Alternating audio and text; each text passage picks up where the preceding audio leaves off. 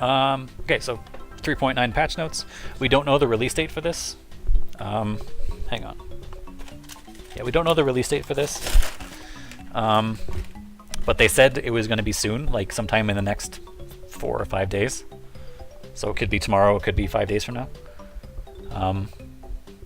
So that's cool.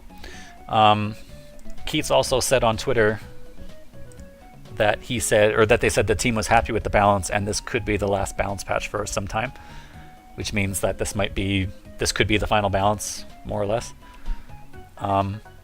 In which case, I think they've left the game at a really, really good spot. They've had a long time to think about it, and they've tinkered with stuff over the years, right? They've made drastic changes some patches and not drastic changes in some patches, and the community has almost always responded in some weird way.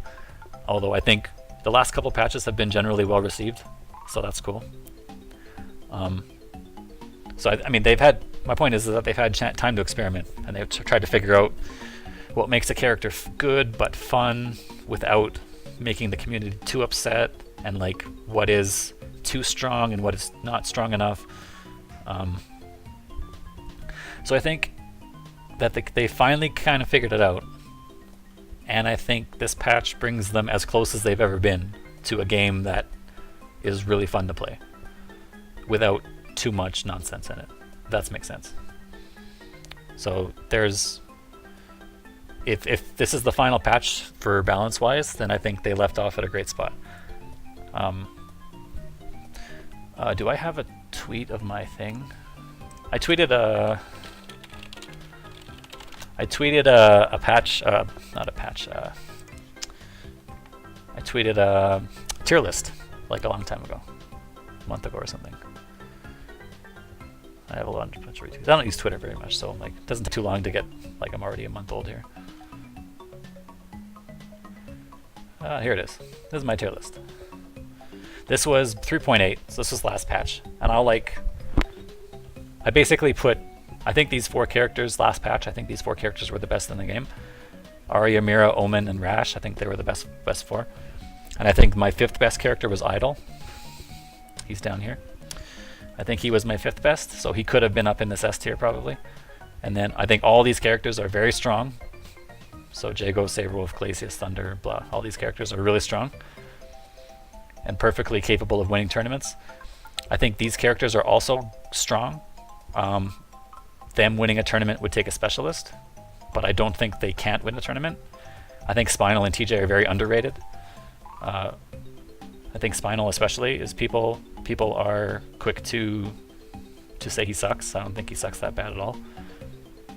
I think Gargos is actually probably the weakest in A tier. I probably have a lesser opinion of Gargos than most. And then I think Sadira, Shadow, Jago, and Conra were the 3 weakest characters, but not so weak. I call them A- tier.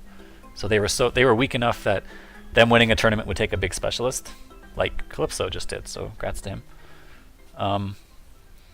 And yeah, I actually don't think Shadow Jago is very bad. I think he maybe is an A tier, to be honest with you. People play him wrong, I think. Yeah, Keith said that this will be the last one for a while, though not the final. Yeah, so yeah, there could be patches in the future as well. But let's assume this is the final patch for 6 months or 8 months or something like that. Some amount of time. I think this is a good patch to play for 8 months. If that makes sense. If he's Shanryu's, Shaco is A tier. Yeah, dude, I think, well, I'll talk about Shaco when I get to him in the patch notes.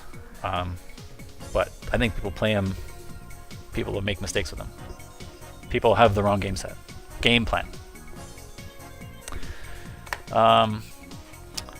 Let's see, what do we got here? Ooh, this is maybe my favorite song. Skies of Arcadia was such a great game. And this is my favorite song from that soundtrack. Man, this is great. Okay, now I'm all pumped up to talk about stuff because I love this song. Okay. Anyway, so long story short is I think the patch didn't actually change this list that much. I think what it probably did was it put the A's together for sure. Maybe some of them are S-. Basically, this S- tier got slightly bigger. These 2 bottom tiers got collapsed. and I think the S tier is pretty much unchanged. So basically they like slightly squished the tiers a bit. But the game is like the most balanced fighting game that I've played that has been out for 3 years and has 30 characters. So I think you can pretty much pick any character you want and do pretty good, although some of them require a bit more special knowledge. But I think if you're looking to play a game with like 30 diverse playstyles and all of them capable of competing, then this is your game. So yeah, hats off to the team for a good job. Okay, let's talk about the exact changes. So blah blah blah, stuff about stuff, some video, which I didn't watch yet. Who's the last character? If there's 30, I think Keats is the last character. He's sort of, yeah. You have to input a special button code to get him though. Okay, system changes. Fixed an issue preventing opener instant cancel ultra from working. Actually, let me boot the game up. Can I do that quick?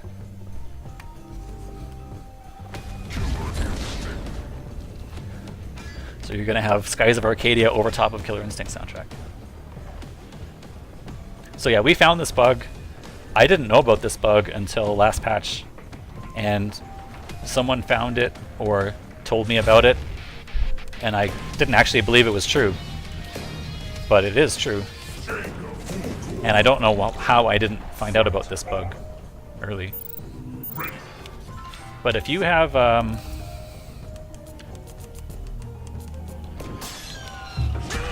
so if you can't, like if you do laser sword and instant cancel it, oops, I don't want that. If you do this and instant cancel it, you can do ultra for free, like no problem. But if you do wind kick, you cannot instant cancel it. You can do this into ultra, right, without instant cancel. But if you instant cancel it, you just get jabs. You can't into ultra after instant cancel, and it's really weird. Yeah, Zyrus, you were the one who told me. That's right. So it's not just Jago. It's any character that is off the ground. So you can see how Jago's like, you can see he's off the ground and his hitbox leaves the ground. The game puts them in a special state where they're like grounded but not really grounded. So they have to do a special landing phase, and that landing phase cannot be ultra cancelled in this weird twist of fates. So I think Glacius Cold Shoulder couldn't do it, Spinal Shoulder couldn't do it, Fulgore Blade Dash couldn't do it. There were a couple characters that couldn't do it. So this is that fix. Now you can do it. And it's only on specific moves that had a non-hitting landing recovery sequence, whatever that means. Okay. So this is a cool change. I'm glad that they were able to snag this one. So right on. And I really didn't know about this. I've sort of done various training mode research into how to do instant cancels, because I've posted stuff on my Twitter about how you can instant cancel this and turn it into ultra or whatever, and I didn't know about this. So somehow this got past me, or maybe it was in the game at some point and then it got randomly taken out, I don't know. So anyway, I'm glad that's fixed. Fixed an issue that caused damage to not be, okay, something or other. Fixed an issue that could cause a reset into opener attack to sometimes have follow-up manuals unbreakable.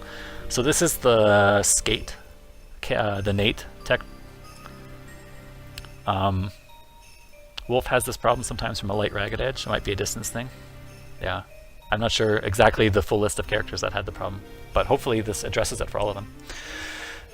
So this is the skate tech. He would do this with Jago and Shadow Jago.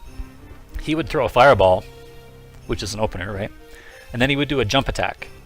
The jump attack wouldn't combo, but there would be only like a 20 frame gap between the fireball hitting and the jump attack. And for some reason, your next attack was unbreakable after that. So this is that fix. So if you did a reset after an opener attack, sometimes your manuals would be unbreakable. So that's fixed. Ooh, what's this? Ooh, Bomberman 64. I play this a bit. Nothing wrong with Wild Arms music. This is good. This is some good stuff. Yeah. And then this is the other innate one, right? Fixed an issue that could cause your gravity to get stuck at a lower value if you did some crazy training mode setup. So this is a big deal before the World Cup this year. Nate posted some stuff on Twitter, and he was like, check out this stuff. I could glitch the gravity, and then I can do these crazy fancy combos that are really impossible to break. So they were able to figure out, they were able to learn what caused that problem, and then they took it out. So that's great. So now this won't, if people figured out how to do this, you don't get stuck in that vortex. So that's cool. These are all good changes, of course. They're all bug fixes and cool ones. So Thunder, something about Ultimate not causing a bug. Okay. Thunder otherwise is unchanged. I know some people thought Thunder was bad after they took away the stuff in 3.8, which was they made his wake up worse, right? So like Ankle Slicer doesn't low crush immediately, and like you can throw all his wake ups now except Shadow DP. People were like, this character's finished, he can't do anything. And I don't see it at all. I think this character's super strong still. He's very safely in my S- tier, and I don't think I'll ever leave it. Super good character with super good buttons and basically unreactable mix-ups that you just have to hold for like big chunks of your life. So yeah, Thunder I think is really good, and if people don't think he's that good, then they haven't explored the character in my opinion. Now all he has to do is block a little bit more on Wake Up, and like use his amazing battery ender to get Shadow Counter Meter if he wants to not, or Shadow Counter Meter or Reversal Meter or whatever. Like, whatever, dude. Just block a little bit more, and then you get to run your character's ridiculous offense. No problem. Sadira. So Sadira was a very strong character in both Season 1 and Season 2, and throughout Season 3 we tried to increase her fun factor without making her too overwhelming. While we were happy with where her fun factor ended up, we saw the need for her to hit a little bit harder in some key areas to avoid, or in order to help her compete with the cast. So I agree with that statement. I think Sadira was a lot of people's choice for characters to get buffed, and I think what they did here was really sensible. So Instinct Webs no longer give a first damage bonus, okay, but Instinct Webs now do 500% more damage. So if you don't know what 10 is, 10 is, so every character has 360 points of life on a health bar. So that means 3.6%, or a damage value of 3.6 is 1%, right? So 10 is about 3. This is about 3%. So if you hit with a web and the combo counter showed, it would say 3%. And 2 is less than 1%, right? If 3.6 is 1, this is like half of that. So that's how big the jump is. But this 10 is not a massive number. It's about 3%, which means you get hit by, it's about a jab's worth. So webs now, instead of doing basically nothing, do a jab's worth of damage. Okay. Instinct webs also do a bit of chip damage now. So, okay. So maybe you can do some crazy situation where you can kill, but I don't really see this coming into play at all. This is the big one, I think. Web damage, web cling damage ender, damage increased by 25%. 25 is a big number, but I think it's really important for her. So it says here, Sadira's damage ender doesn't hit much harder than her exchange ender, which is true, which gets her better setups, which is also true. So we amp this one up to make it more worth it. So before, Sadira players would only use this if they were trying to kill a life bar, and they were usually pretty upset when it didn't work because it didn't do much damage. Any other time during the match, you just usually finish with launcher enders, or whatever the juggle one is, so that you get a setup. You sacrifice like 1%, but your expected value of landing a mix-up is way higher, so like what's the point? So they have to make this high so that Sadira players, in order to give up all their Oki, will use this. Does that make sense? But here's the important thing, right? In order for her to use this, and we'll talk about this when Shadow Jago comes up, in order for her to use this, she has no recapture, right? So she has to play a grounded game to get access to this. She has to open you up on the ground. So all her scary stuff like throw and you know, the various juggle stuff that she does, she doesn't get access to this damage ender when she uses that. But it does matter in instinct, of course, which is what we just said. So she can open you up on the ground with instinct quite easily, which means that this 500%, this nothing to a jab, actually ends up meaning a bit more because you can now mix it with damage under. So my guess is, not without seeing the patch, that Sadira, an instinct combo with Sadira will probably do about, I would say, 10% more damage than currently.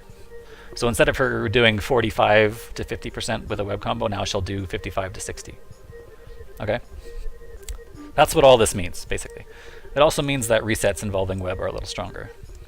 But what it isn't going to do is it's not going to change her neutral, which means if you think she has a bad matchup now, that matchup won't change, I don't think.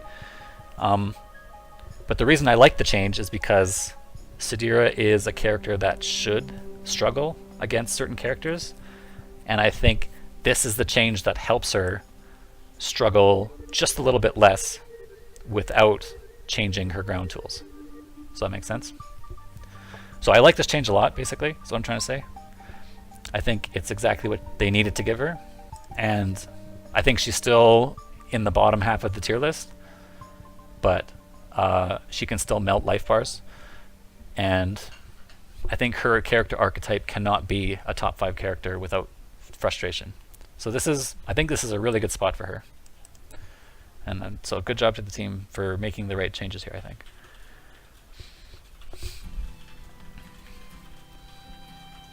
Spinal. Spinal is difficult to adjust because of how strong his momentum can be.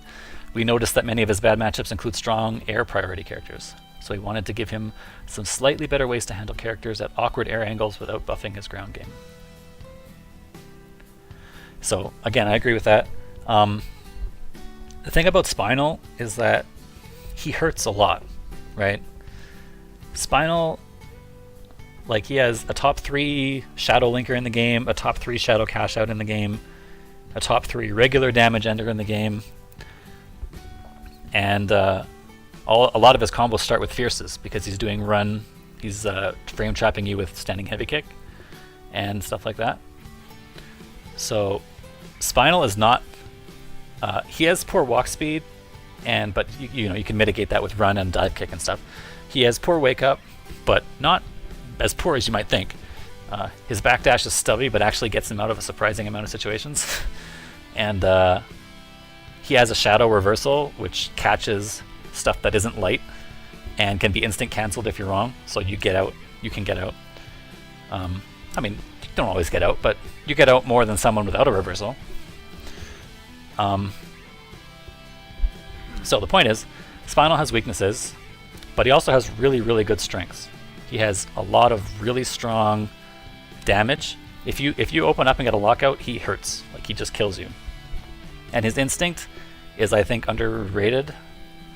And of course, medium skull being +5 or whatever that is. I mean, you just basically can't deal with this button. So people who say Spinal sucks, I think they're wrong, because I think his momentum, as I say here, his momentum is too strong to buff him on the ground. You will turn him into a nightmare. So what they did was they tried to give him, these buffs aren't really that big of a deal, right? That's why they say, like, slightly better ways. You know, these ways aren't going to, like, revolutionize Spinal play. But if you can get Omen off of you even one more time out of, like, 5. So, like before, if Omen's air dashing on top of your head and he hits you 5 times out of 5, now if he hits you 4 or 3 times out of 5, then you can use the rest of his momentum and damage to carry you through the matchup in those extra situations. So that's why I think, like, them changing the hurt boxes and the range on some of these, you know, kind of random jumping normals means that this is not an insignificant change, but it's also not the world's greatest change. It's just like a small little piece of token, you know, here's a little bit of help that this is all the help we can give you, basically. Now you have to make your own help from here. But I agree with the changes they made for him. I don't think they should do much more here. Alright, next, Fulgore. Fulgore. Fulgore has been pretty difficult to balance. We've adjusted his rushdown, his zoning, and his instinct during Season 3, and he's still an extremely powerful character, which shows how tricky it is to find a sweet spot. Now that the dust has settled a bit, the team feels confident that Fulgore now has the weaknesses we intended him to have. But on the journey to this spot, we went a little far in a few areas. These buffs will not send Fulgore over the top again, but should help with some small quality of life aspects to his game. So yeah, again, I agree with that statement. The main thing so Fulgore was super strong in Season 2, super strong at the start of Season 3. They took away some damage, they took away some of his zoning ability, they reworked his instinct, and he's still super strong. So, what the heck is this? Cool spot. I think I rented this game once. Ooh, Bait and Kaidos. This is some good music.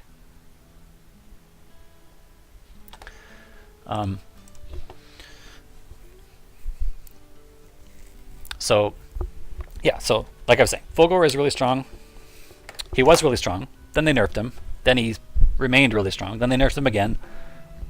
Then he remained really strong. And then they nerfed him some more, and he was still really strong.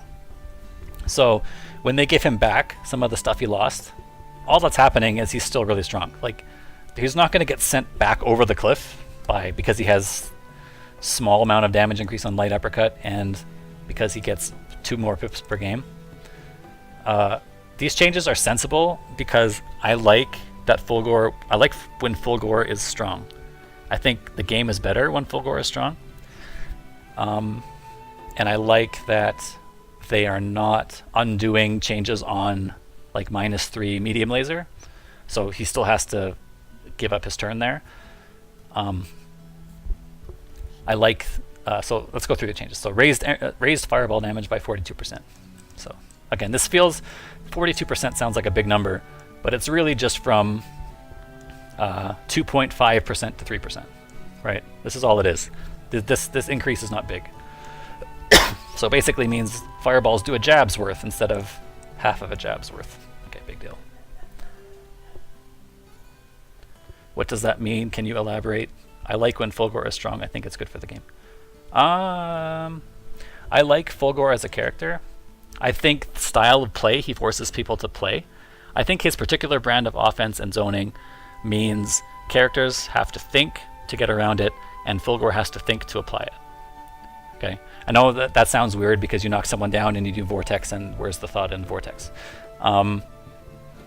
But Fulgore spends so much pip speed to do Vortex that if you manage to block Vortex, which is doable, then you can get him because he's now point blank without pips and scary, and he's scared of you because he has no meter to get himself off of you. So I like his style of zoning. I like that it's a reaction-based style of play.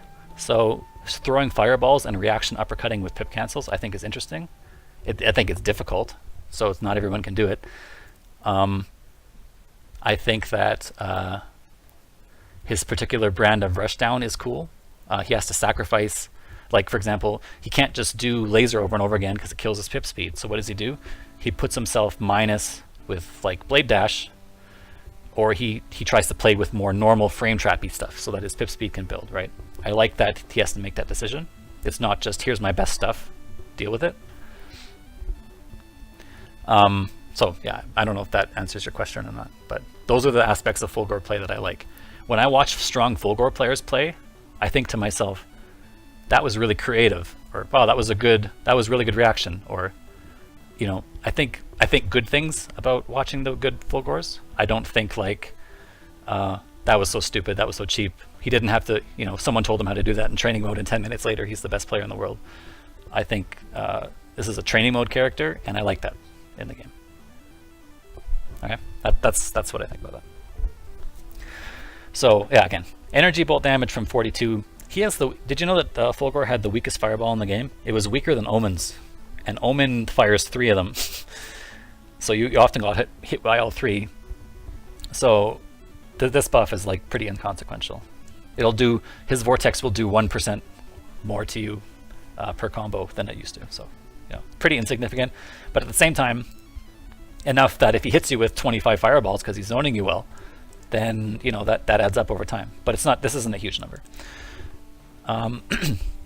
Raised light uppercut damage by 33. So I like this change a lot because here's what Fulgore's old DPs used to be. Everybody always used the heavy version, right? because of course it did the most damage. It was 3 hits, so it blew through armor, and it gave you 3 hits of pip speed build. Don't forget about that. It went really high in the air, so it was quite easy to see that it was blocked, and then think about whether you wanted to do the air laser, shadow air laser mix-up. And it did the most damage. Maybe I said that already. I always enjoyed fighting Fulgore no matter how strong. Never a character I complained about, even though he beats my characters unlike Gargos. We'll get to Gargos. I think the community reaction to him is over the top. But also at the same time, you can't enjoy fighting every character in every fighting game of all time. Like, my favorite fighting games have this, like the fighting games I love the most have the stupidest characters of all time in them. Like, they're just mind-numbingly boneheaded. Like, I can't believe this is in a game. That doesn't mean I can't love the game and play it and think it's super rad. You know what I mean? And there's a lot of characters, even in KI. Like, I don't like Sadira very much. I'll be honest with you. I really don't like the character archetype. I didn't like her in Season 1, I didn't like her in Season 2 or Season 3. I think it's just my personal preference. But I'm not going to sit there and be like, Sadira players are whack, or I'm going to learn the matchup, and if I dislike the matchup so much, which is true actually, if I dislike the matchup so much, I'm going to find her worst counter pick, and I'm going to play that counter pick only. Know what I mean? So if you dislike Gargos like super much, which is your right to do that, then find his worst counter pick and beat his ass. That's how I look at that. Sorry guys, I'm actually I'm coughing a lot because I've been sick the last couple weeks, so you'll have to forgive me if I take breaks to cough and whatever.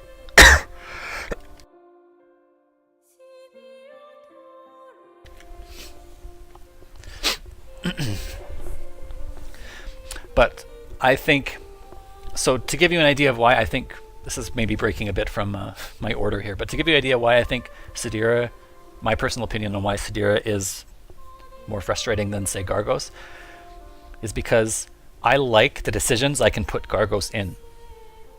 Okay? What I value in a fighting game is decision making, complicated decision making on both offense and defense. Because as a fighting game player, I don't want just my fundamentals to beat you.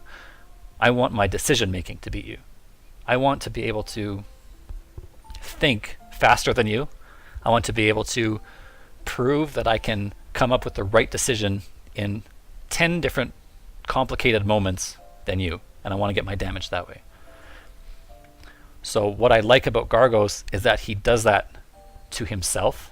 His design does that to himself. Does that make sense? So he has to decide. His meter is a big bottleneck, right? So he has to decide whether he wants to spend meter on minions, or whether he wants to spend it on Shadow Command Grab, which is a super cheap move, or whether he wants to spend it on Shadow Counter because otherwise he has no defense, or whether he wants to spend it on Shadow Punch for like chip damage at the end of a match or something like that. You know what I mean? So the meter is a big bottleneck for him. The minions, when they're out, force a ton of really interesting decision making on both him and on you.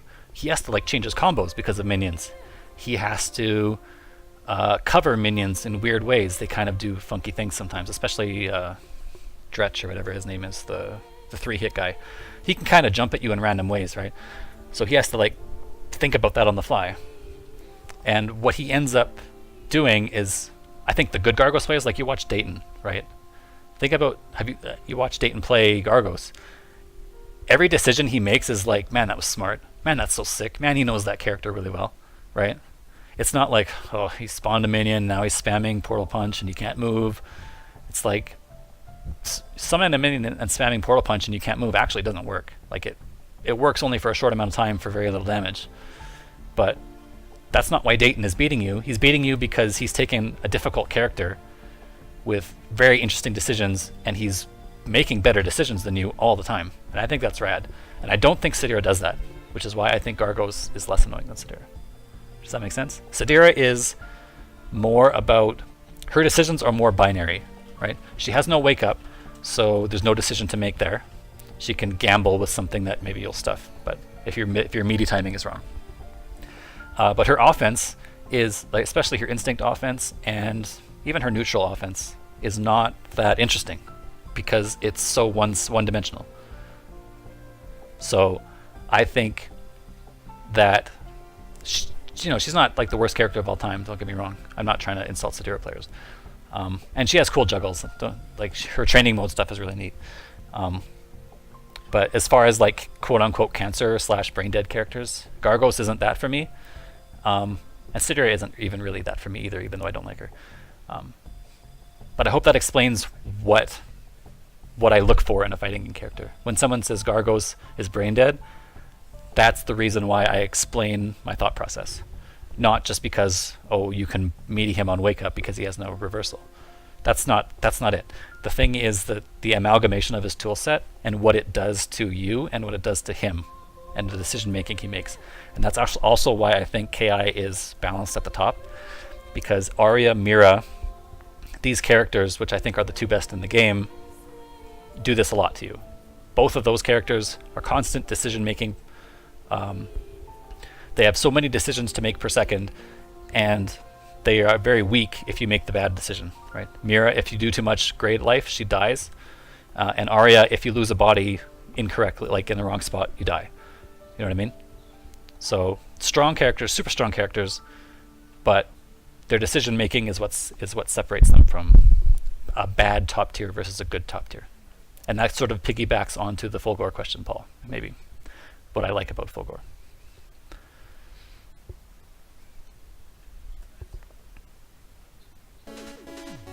Oh, sick. This is, but without even looking, this is Mega Man 9, Wily Castle 2. Yeah! Sick. I'm right. This one's rad. Okay.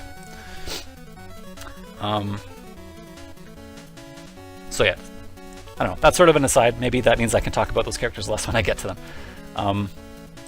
But yeah, when I think about top tier characters in other games like Chun-Li and Third Strike, character is stupid. She doesn't need any good decision making to win. You pick a button on your stick and you hit it, and you made the correct decision. You know what I mean? Low forward is the only button she needs for super. There's no like, oh, I'll do low short, I'll like frame trap with a dash. No, you just back up and press low forward. There's nothing else you need to do. And that type of like, that's a top tier character that is top tier in the wrong ways. Whereas Aria and Mira are top tier characters, and Fulgore are top tier characters in the right ways, in my opinion. Yeah, Rico played Abel in Street Fighter 4. What are you guys talking about? Abel was my character too. I played Abel. One of my characters in Street Fighter 4 was Abel. So yeah, I watched Rico play quite a bit.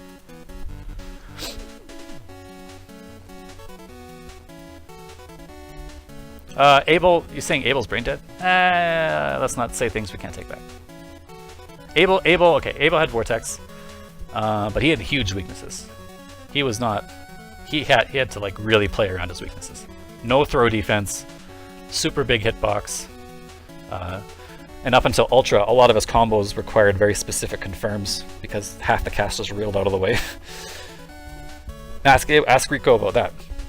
Playing in Super and AE, how many characters would reel out of step kick fears?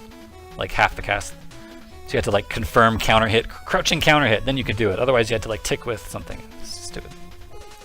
Anyway, okay. So yeah, I was saying about uppercut, right? The reason I like this change is because when they made the change that only light uppercut was invincible and you had to use that as a reversal, Fulgore lost a lot there, okay? What did he lose? He lost damage. They say 15 here, but because of the first hit bonus, it was 30. So Fulgore's light uppercut did 30 damage, which is under 10%. Remember I said that 36 would be 10%, right? 36 is 10% of 360. So this is like 9%, 8.5%. So he lost damage. He lost the pip speed bonus because it wasn't 3 hits anymore. He lost the fact that it was 3 hits, meaning it would blow through armor, so that sucks. And he lost the ability for him to very easily make you guess with Shadow Air Laser because he doesn't go up very high, and you have much less time to see that it hits or not. So those are 4 different nerfs to Fulgore's reversal game, even though he still has a reversal DP. So, and I'm okay with those nerfs, like it doesn't matter. Like obviously he still has a DP, he's still good on defense, but the fact that they gave him damage at least back So now it does 40. So the old, let me just double check, right? I'm pretty sure the old Fulgore DP does 36, or the heavy one.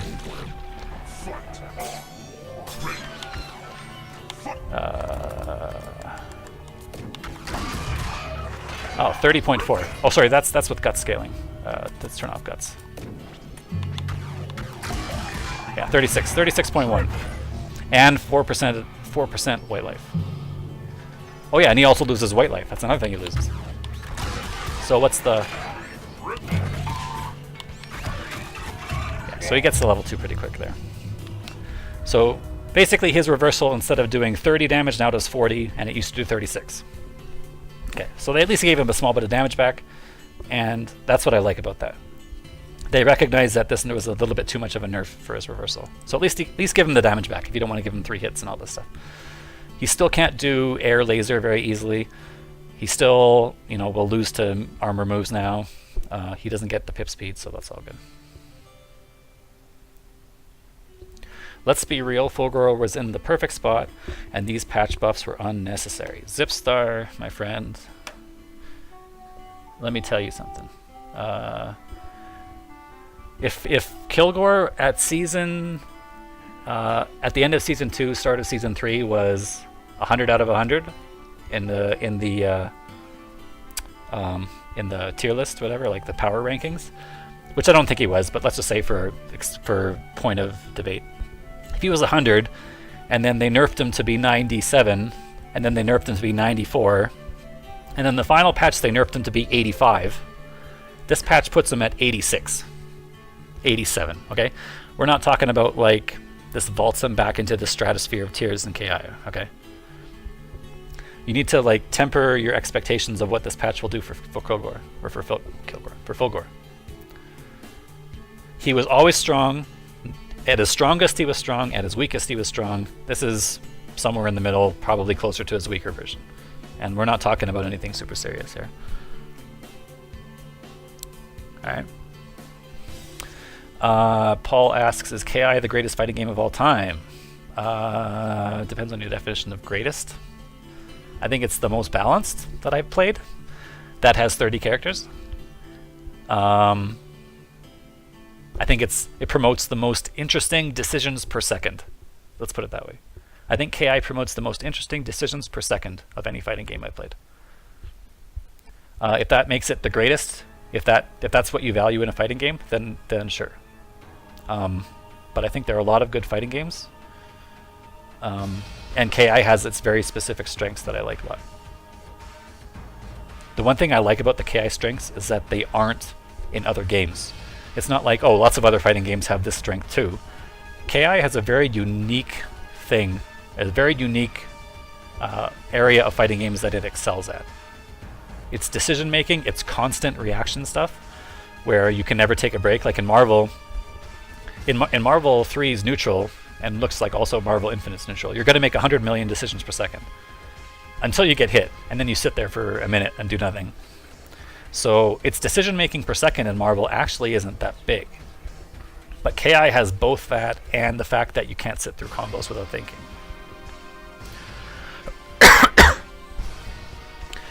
So that's what I like about KI, is that it delves into this space of fighting games that you won't get if you try other games.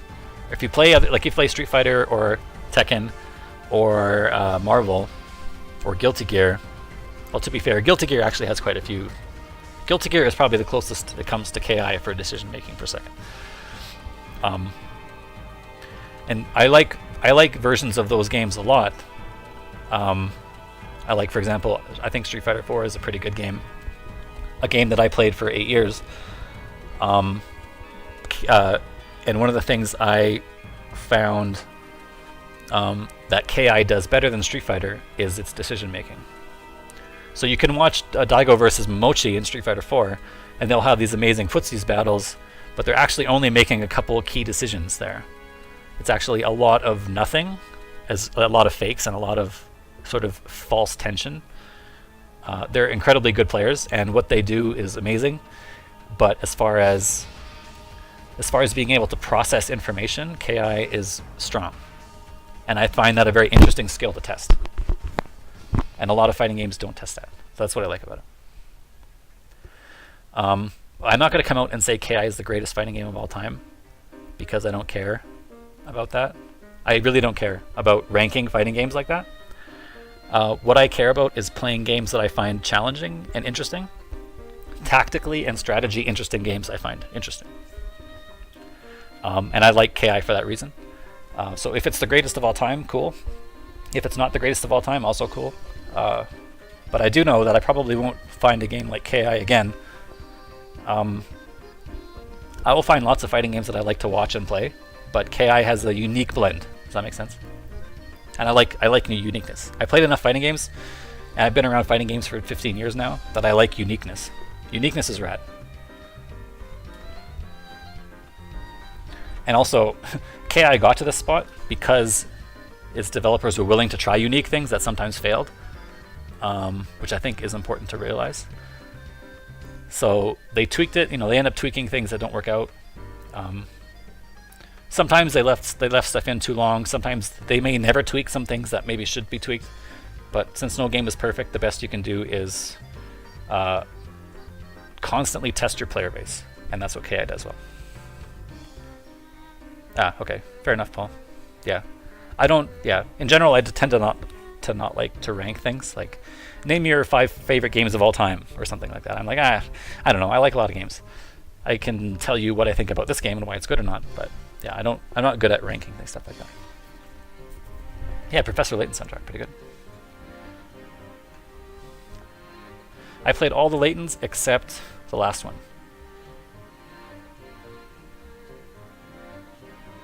I like Layton a lot. It's a good series. This is a good song. Actually, no, we're going to listen to this instead. Yeah. So yeah, final word on that. People say, like, why? KI is dead. Why should we play it? Like, it's not getting offline tournament numbers. It's got balance I might not agree with at times. Or, like, I don't like Gargos, or, like, I don't like a particular character 1 out of 30. The reason I think you should play it, and the reason I think you should support it, despite whatever objections you have, is because we won't get a game like this again. It's too rad to not like it. Alright? So I would advise people to think about that next time you say something like, you're allowed to be critical, but at least be tasteful with it. Don't be like, don't say stuff you will regret later. Alright? And despite the fact that KI has a less offline tournament scene than it might have used to, because it didn't get into Evo and stuff like that, its online is still bumping, right? You can log into KI and find a match in 10 seconds. Some people can't even find matches in Street Fighter V anymore. So, like, the fact that this is a 3-year-old game that is still got a player base solid enough to let you find matches, like, that's pretty good. I mean, I know you guys play a lot of online games, a lot of, like, various online games. For something to be still enough of a player base to find matches 3 years later, like, that's rare, right? You guys know that. That's pretty rare. That's typically resolved for the big games, like the Rocket Leagues and the Dotas and the, that sort of thing. Usually games die long before 3 years if they aren't good. KI isn't too dead, but all the people who try to support it have no merit or are just not good at it. I mean, well, I'll say one more thing about that. I think KI has the most underexplored meta of all time. I think KI is more underexplored than any other fighting game that has been played as long as KI has been. The players, every player, myself included, has hundreds of things they could optimize better in their game. Right? Like, so many. I'll watch a base video, and maybe we'll watch base a little later and do a little bit of analysis on some matches on his stream. I'll watch base play, or I'll watch Raven play, or I'll watch 2 other players on his channel play in the group set stuff. And they make, like, I don't know, 50 puzzling decisions per game. And this is not an insult to them, because they're good players, and I would make 100 instead of 50. But the point is that KI is so difficult. It is so hard to make the correct decision because they throw so many decisions at you, and you can't keep it straight, right? And so when Yiffy says they're not good at it, I actually agree with you. I think KI players are not that great at their game, as much as I hate to say it, right? Like, and that's not an insult to them. That's a testament to how good KI is that it's so hard to play optimally that every time you're being like, man, this matchup sucks, man, this guy keeps guess breaking me, man, I can't do this, he keeps reversaling. Like, all of that is on you and your decision making, and it's proving that your decision making is super whack, right? So I agree that KI players are super suboptimal, and I think that a lot of the times they complain about the game when they should be trying to work on their optimality instead, because all their problems go away if they're just more optimal than their opponent. I think that's another reason why I think KI is seemingly more balanced than other games. I think optimal KI has lots and lots of counter breaking, and we don't see that generally. Yeah, I agree. I think counter breaking is super good, especially if you pick Mira. Mira needs one correct decision to kill you, and it can be a counter break decision. So when someone complains about guess breaking Mira, inside I'm like, you're an idiot, because all you have to do is counter break, and you can be wrong 10 times and right once and you win the game. So like, counter breaking has such a very obvious application there, and people have an averse expectation of what counter breaking does for them, that I feel like even today, 3 years after KI came out, people are incorrectly applying notions about risk reward, and they're incorrectly assessing the KI engine, and they're incorrectly spending meter in their combos, and they're incorrectly doing wall spot mix-ups when they should do damage ender, and they're incorrectly anti-airing, they're incorrectly playing footsie. You know what I mean? There's just like, all you can do is pick a couple of them and try and be better at them than your opponent. And if you're better at your opponent in like 3 areas out of 10, you'll win the match. And when you compare that to other games, it's just so much more apparent in KI where players can improve. That I watch the highest possible level of play. I'll watch a Nikki versus Base grand finals at a tournament. Like, both players playing super great, as in their the top of their form with their best characters. And I'll look at that and I'll be like, man, all I can see is I see several of the great decisions they make, but I also see several of the bad decisions. And as a player, that's really exciting to me. You know what I mean? I think to myself, man, if I'm good at optimization, then I don't have to be good at a lot of other things. I can win, I can choose how I want to win. Is this Terran 1? Yeah, there you go. Let's go to the link to the past music. Paul says the thing about KI is you don't live and die by those optimizations. Because of the other decisions you can make up for it. Yeah, so think about that, right? I don't know if you guys follow Day 9, if you watch any of Day 9's content. Sorry, Zyrus. Terran 1 gets wrecked. I don't know if you guys follow Day 9. So StarCraft Remastered comes out. It's coming out, or has recently come out. And he's doing a series where he talks about StarCraft compared to StarCraft 2 and compared to other real-time strategy games, and what he likes about Brood War, right? And what he says is, I mean, he went on some long rant about execution, which that's another whole topic that I'd love to chat about sometime. But his end point of that talk was, you don't have to be good. You look at the top Brood War players and stuff's going wrong all the time. He says, like, he gave like a ton of examples like of, the best Brood War players playing against each other in tournament at the peak of the game's popularity, and everybody's just messing up everything. They're messing up micro, macro, they're forgetting about assignments in base, they're losing units here and left. They're like they lose track of where units are in the middle of the map. And he says, when you try to learn StarCraft, you get scared because you think, man, all I have to do, I have to learn everything. I have to learn the micro and the macro, and I have to learn, like, I can't even play the game until I get to like super good proficiency in all these skills. And he says, no, actually, you playing the game, or by you trying to learn to do those things, you are playing the game. If you can be good at one thing out of those 8, you are playing StarCraft. You know, and then eventually you'll maybe bump it up to 2 out of those 8, and you're playing better StarCraft. But no StarCraft player is going to be optimal at everything, even the best. And that sort of brings back to what you said there, where you don't live and die by optimizations because you can make up for other decisions. I agree. In that someone's really good at using reversals, then they might have to optimize their combos less because they'll do more damage in reversals. Someone really good at optimizing punish combos and counterbreaker combos will have to win footsies less often. Somebody who's really good at footsies, think about like Justin Wong in Season 1, someone who's really good at footsies doesn't have to play the combo game as well because they'll win more damage in footsies. So this like constant, like, what do you want to optimize? Do you want it to be this, this, this, or this, or this?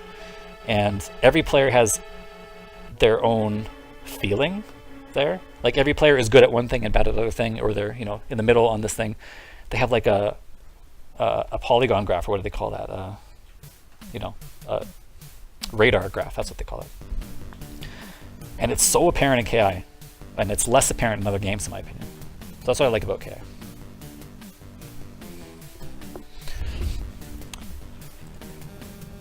This is why I dislike Street Fighter V. I think there are fewer decisions to make and they aren't interesting. Well, I think Street Fighter V has some decisions to make, but they've actively removed decisions from the players, which I dislike as well. Okay, so think about this.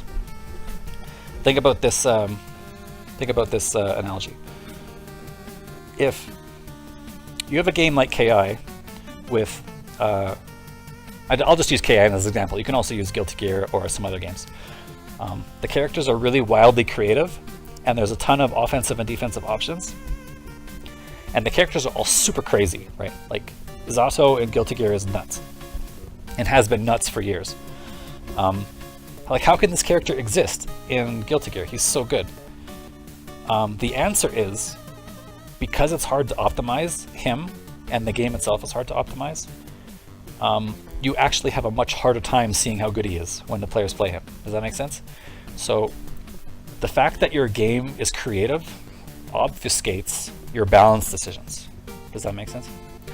So Street Fighter V, if there's a powerful character in Street Fighter V based on some developer oversight, like, oh, we didn't realize that you could do this particular technique, it comes up to the forefront really quickly because there is much less creativity on the player's side to adapt to that change.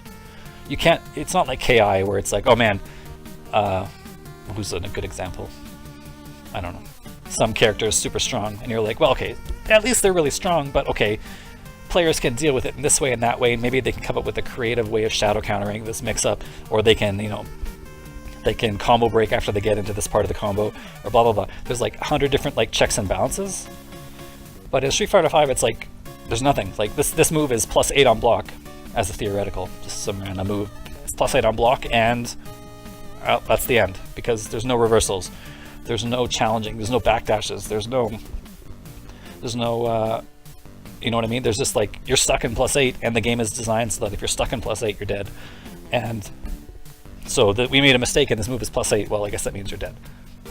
So Street Fighter V I actually think is rather balanced for what it is, but when they're ever so slightly wrong with a balance, it shoots up really quick. It's really hard to like suppress it. But in KI, they can just be like, whatever, give Fulgore this and that and this and that, and he can do that, and sure, well, whatever. And it's like, it's really strong, but you can't actually do it all at once because the offense and defense interact in such a cool way that even if it's really strong, and it would be if we played for 10 years, 3 years in we still have no idea, right? Because it's just so hard to optimize. So I agree that decision making can obfuscate bad balance because they just make it too difficult to see what's happening. And KI, again, is good at that. Some people may not like that. Some people may like the simplicity of I get put in a situation where I have to make a 50-50 guess, and I know exactly I have one of two options and there's nothing else. There's no other depth to that. Some people may like that, but I think that it is dangerous for the genre to go that way. All right. So that's a lot of talk, and we're still on the Fulgore page.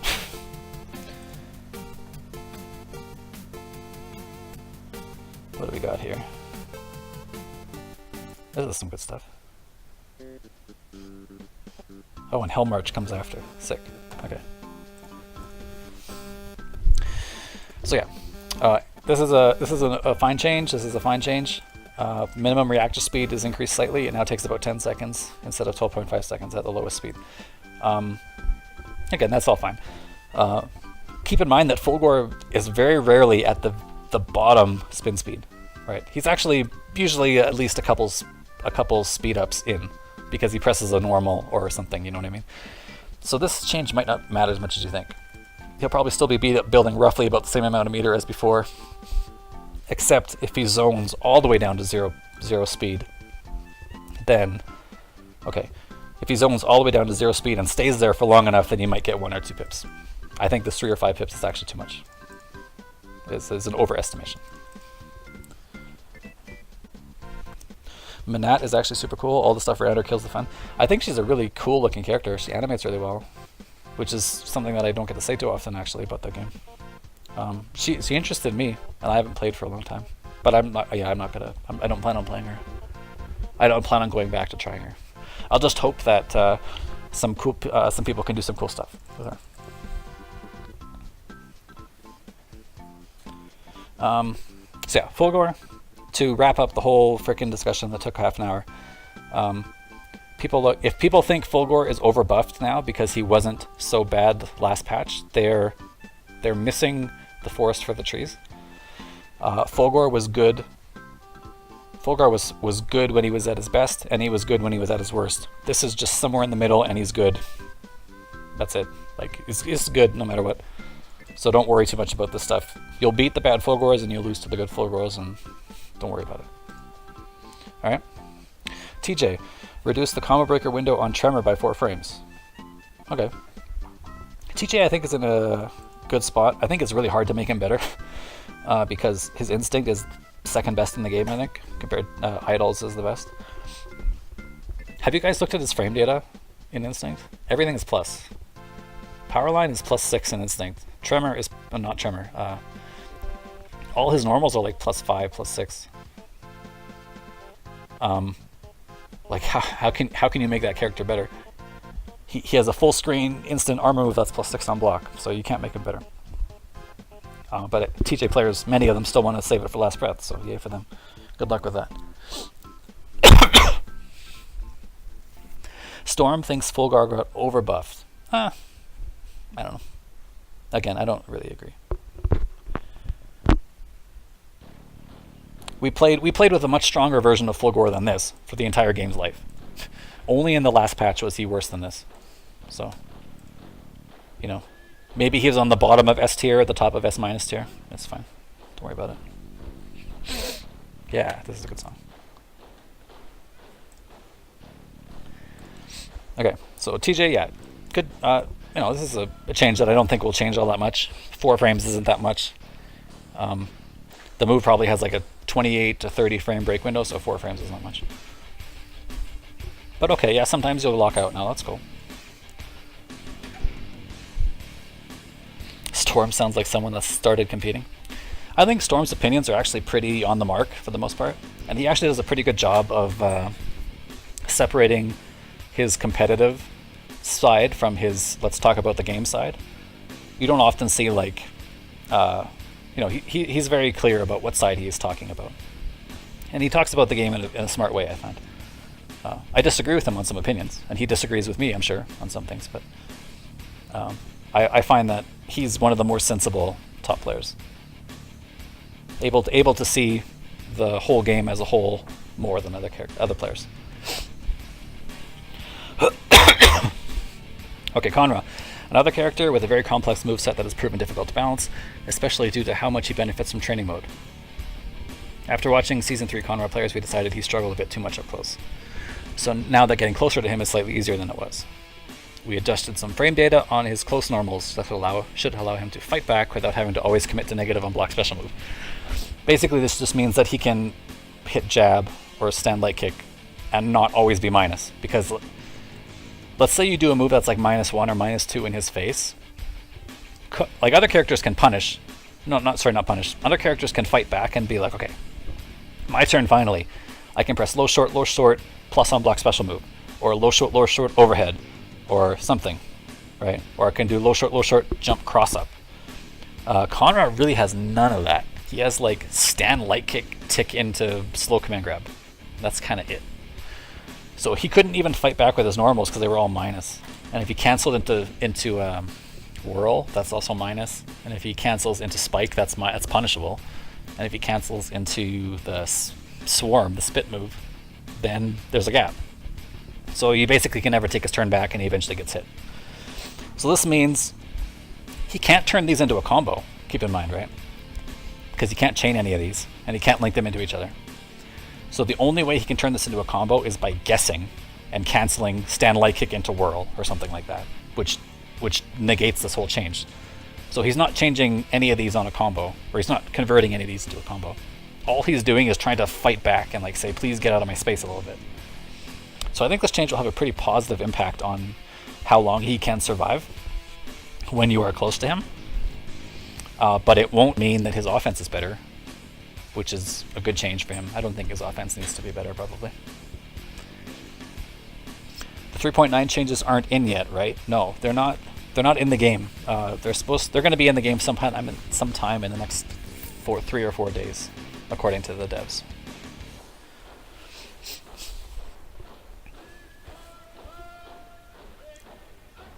To make the better, I guess he's talking about TJ here. To make better, just make Shadow Vortex startup frames all before the flash so he doesn't get mauled by Hisako. Nah. I mean, you get mauled by Hisako, that's fine. Just play better defense. Don't let her get close to you as much. Or, worst case, you have a slightly bad matchup. That's fine. I think you have to be careful with that. I don't like as much reversals that have 0 frames after the freeze. So I prefer there are fewer of them rather than more.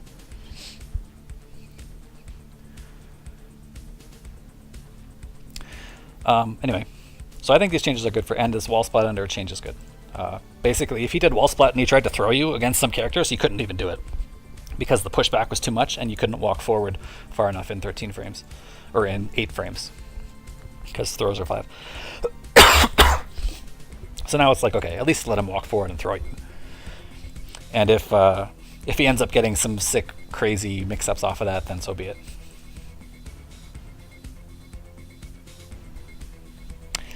So I don't think Conra is like now a top 10 character or a top 5 character, but I think he's better.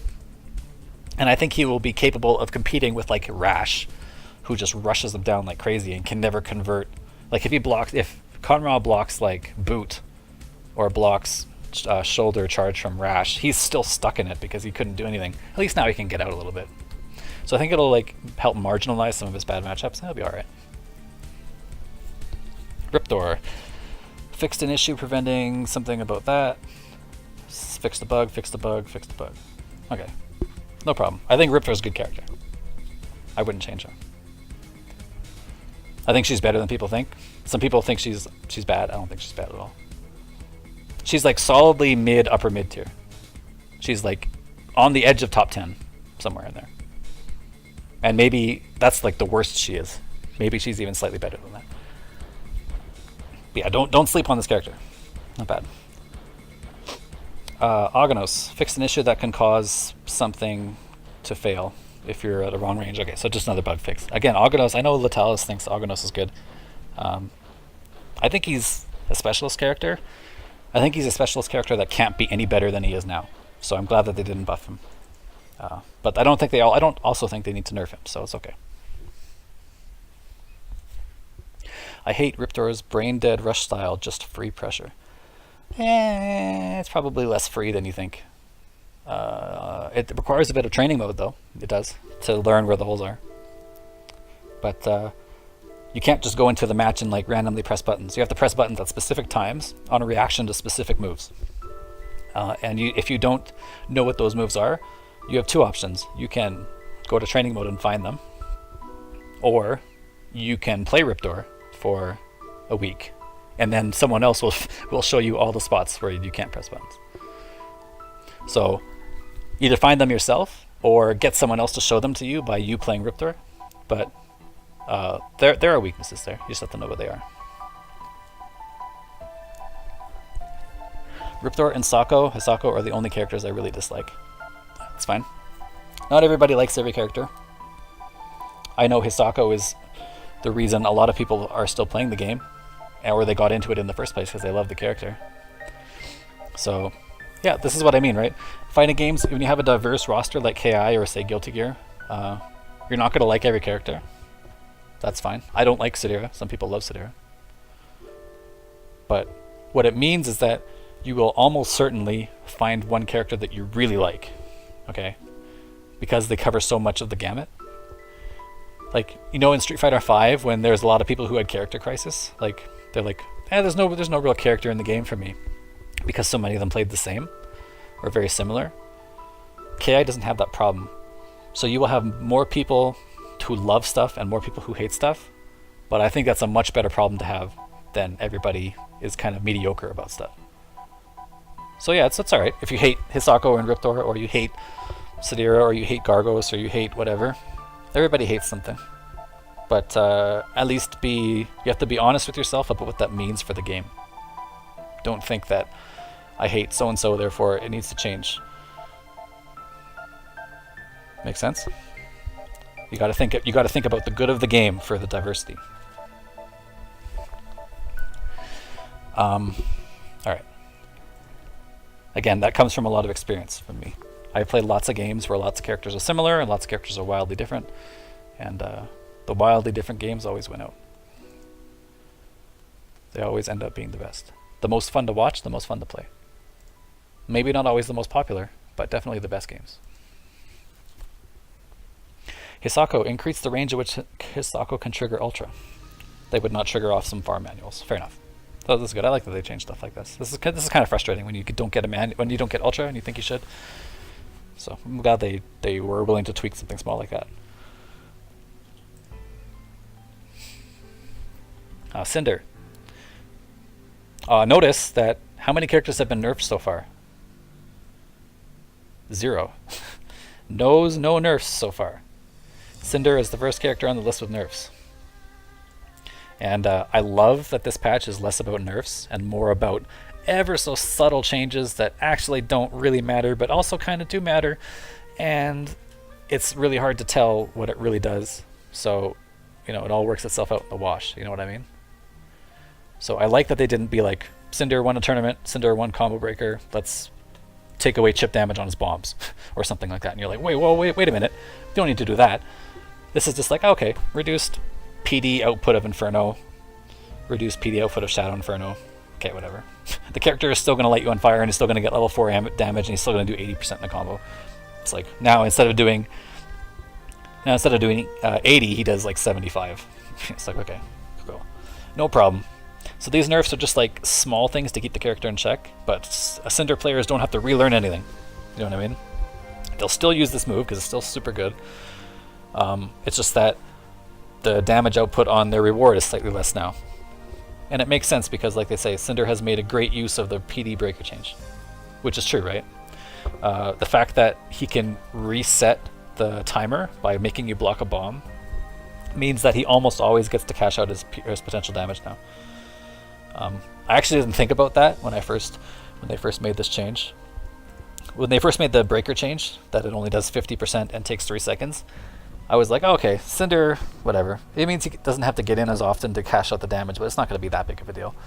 The thing I forgot was that he can reset the timer by making you block a chip damage bomb, which means that he can run away and keep that potential damage on you for like 10, 15, 20 seconds if he wants, right? And not blocking bombs is really difficult.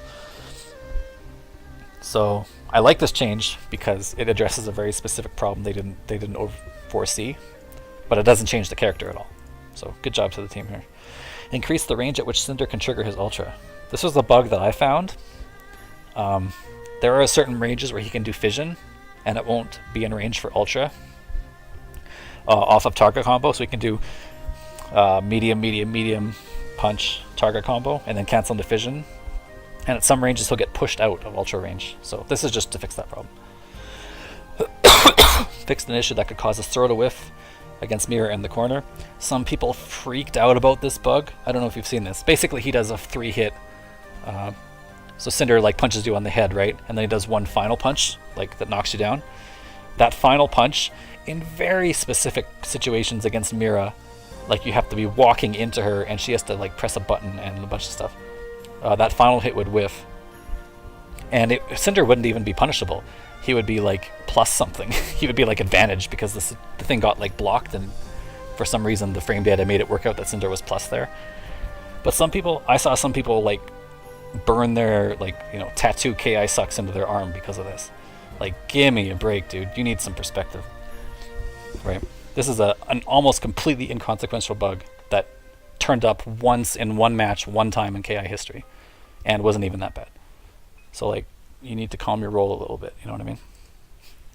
If you've seen my blog post on bugs, which I hope some of you guys have seen, I wrote a long thing about. If you go to my website and just go to Fightin' Words here at the top, I wrote a long post about bugs in fighting games here. I talk about all the famous fighting game bugs, their impact on the game, maybe bugs you've never heard of for games you've never played. You'd be really, really surprised, I think, to learn how buggy fighting games are. Like, historically, fighting games are the buggiest games ever made, bar none. And we played through that. We played through games where every special move was invincible. We played through that. So like, throw sometimes whiffs in the corner, come on. Step up a little bit. Give me a real bug before you start complaining. Alright, fixed an issue that can cause some things to be unbreakable. Cool. So Cinder's in a good spot. I think this is a reasonable nerf, but he also probably didn't need nerfs, but okay, they gave him a nerf and it's not going to really hurt him, so basically this is a non-issue. Aria, so there's another big one. Most players agree that Aria is incredibly strong in Season 3, but because she promotes so many interesting decisions on offense and defense, and because she can be quite fragile, we didn't want to adjust any of her interesting mechanics. In this patch, we touched on just one of the moves that seems to cause characters trouble, while keeping the rest of her very strong game plan intact. So yeah, again, I agree with that. I talked about this at length earlier, about why I think Aria and Fulgore and characters like that are good, because they're super hard, they walk a really tight line. If you make one mistake, it can be over, but if you're really good at walking that line, you can dunk people. So that's a way better top tier than just this character can't be beat because of back fierce, Chun-Li or something. And Aria fits that bill for me. She's a character that really forces interesting decisions on offense and defense. I love the fact that she can like start the match in different bodies. I love the fact that when she loses a body because of a bad decision, she's like out of tools. I love that she has to switch from like runaway to footsies to rush down to air thing. Super, super cool character. And all they did was they changed jumping medium kick, which was a pretty degenerate move, I think. So cool. Now they made it so that this one move won't destroy half the cast, and everything else that's really fun about her is still there. Fantastic. She's still a top tier character, by the way. I think she's still second best in the game, or first best, whatever. None of this will impact anything. You could take this move out of the game. You could make jumping medium kick do nothing, and it won't change anything about Aria. Dunking the cast, so right on. And they also slowed down her frighteningly fast medium auto double, so cool.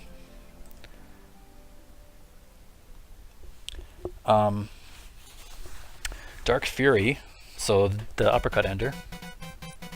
Oh, what's this? Oh yeah, of course. I knew the beginning sounded familiar. Sorry guys, I still have I have a Frosty sitting here, so I'm gonna eat my Frosty. You guys can sit there for like a couple seconds while I open this Frosty up. Hope none of y'all are jealous about my ice cream.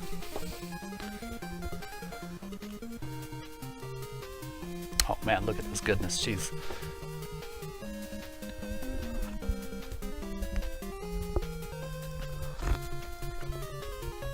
Oh, that's so good.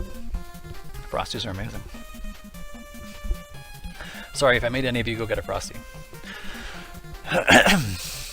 Yeah, bugs on fighting games, go read this. Good. Shadow Jago. So they increased his damage ender by 20%. The damage ender, this is the same reason as Sadira. The damage on this ender wasn't much higher than his hard knockdown or exchange enders, which both give him better setups, so why would you ever use it? It ends your offense for like no real purpose. So we increase the damage on it. And again, what I really want to say about this is that all of Shadow Jago's scary offense does not let him use this, right? If he does throw, or surge slide, or DP, like the surge DP, the diagonal one, or the vertical one, none of that lets him use this unless he gives you the shadow recapture, which is easy to break and also spends a shadow meter for him. So it's like kind of a pretty expensive cost. Otherwise, he doesn't get access to this buff. So all his scariest offense that people are mad about, like him doing teleport and stuff like that, he's still the same character there. They didn't buff him. They only buffed him if they wanted to let him explore footsies and surge dive kick. That's like the only thing that he can convert from grounded combos. And overhead, which is the overhead is footsies in a lot of ways. And I love this change because the stuff that people are mad about is unchanged, but they buffed him in a subtle way that really helps good grounded players. And I was talking earlier about why I think Shadow Jago isn't that bad, and it's because his footsies are amazing. He has, oh, this is another thing, I don't know if you guys saw, but I did, here's all the walk speeds in the game. See if this comes up with something in Google. Yeah. So I mapped all the walk speeds. Here's the list of all the walk speeds in the game. Just go search for it on the forum. If you don't go to the forums, then you might not have seen that I posted this. But Shadow Jago has among the fastest walk speeds in the game. He's only 1.1 times slower than the fastest. Saberwolf has the fastest. And Saberwolf also has the fastest backwards walk speed. And again, Shago is right there. So Shago's walk speed is like way up there. And his footsies hurt as much as Jago. All his fierces hurt. Fierce into Shadow Opener hurts a lot. Shadow Slide Opener. And Shadow Fireball is an unbelievable footsies move. It's plus on block. It does huge damage and huge chip, huge white life. If Shadow Jago players sat there for like 5 seconds and didn't do Surge Dive Kick or Surge Slide or dash into DP, and they sat there and played around with Fierce and whiff punishing with Shadow Slide, then they'd be like, man, this character does a frickin' boatload of damage. Like, Fierce into Shadow Opener is like 19% or some nonsense. Let me see. This is why I have the game open, because I don't like saying shit without being able to back it up. Some of you guys could learn from that.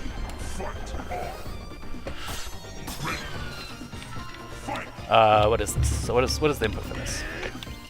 So Fierce does 30 damage. Crouch Fierce does 32. So Crouch Fierce into Shadow Slide is 15%, so a little less than I thought. But level 2 Ender. So what about one chance? What about one chance into damage Ender? I'll do heavy auto double, which is like the worst one chance. So 36%. Okay, what about like a manual? What about Fierce manual? Oh, let's auto double again.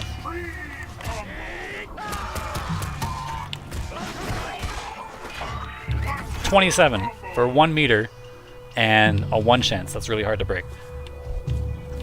And this is going to be more because of damage ender now. So if you're like whiff punishing with like this button and you whiff punish with like that, right? Like we're talking like this crazy damage. This character 35%. And look at this damage on Shadow Fireball.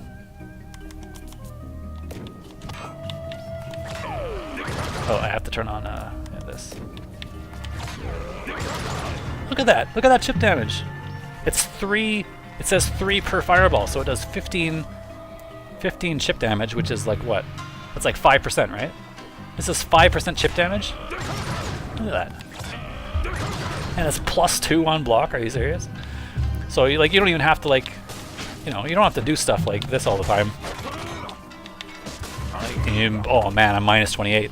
Or like, oh man, this character does no damage. Let's frickin' stand here and do this a bit. Punish with this. You're gonna do a lot of frickin' damage. Alright? So this, what I like about this change is that it buffs that playstyle, and not the nutty playstyle that we don't like. So, Shadow Jago will still have weaknesses, and he'll still be beatable, but I don't think he's a bad character. I think people are just playing him super nutty, and if they sat there and mixed nuttiness with solid play, they'd be like, man, this character's great. Alright. Rash. This character I think is super strong. Fix the bug causing Exchange Ender to do the damage of a Splat Ender and vice versa. So basically, Splat Ender does a little bit less damage now. Okay, so maybe you'll like live a little longer in his grinder of wall splat stuff. And then fix some bugs about random stuff. So this character, man, if there was a character to nerf that wasn't Mira or Aria, I think maybe he was a contender. But because they didn't change him, that shows that they are focused on letting players find solutions, which I think is cool. This character is though super good. So like, I don't know. He doesn't have a lot of tournament, like super high level tournament finishes, but frickin' he's a top 5er for sure. Like no doubt. No doubt.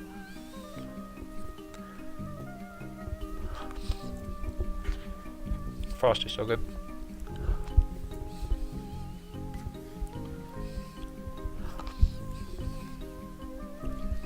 Alright. So yeah, watch out for Rash. Jeez. If this is the final balance for Rash, this character is super nuts. Arbiter. Fix the bug that caused Arbiter to get cursed. Okay. Fix the bug that caused something to whiff when it shouldn't.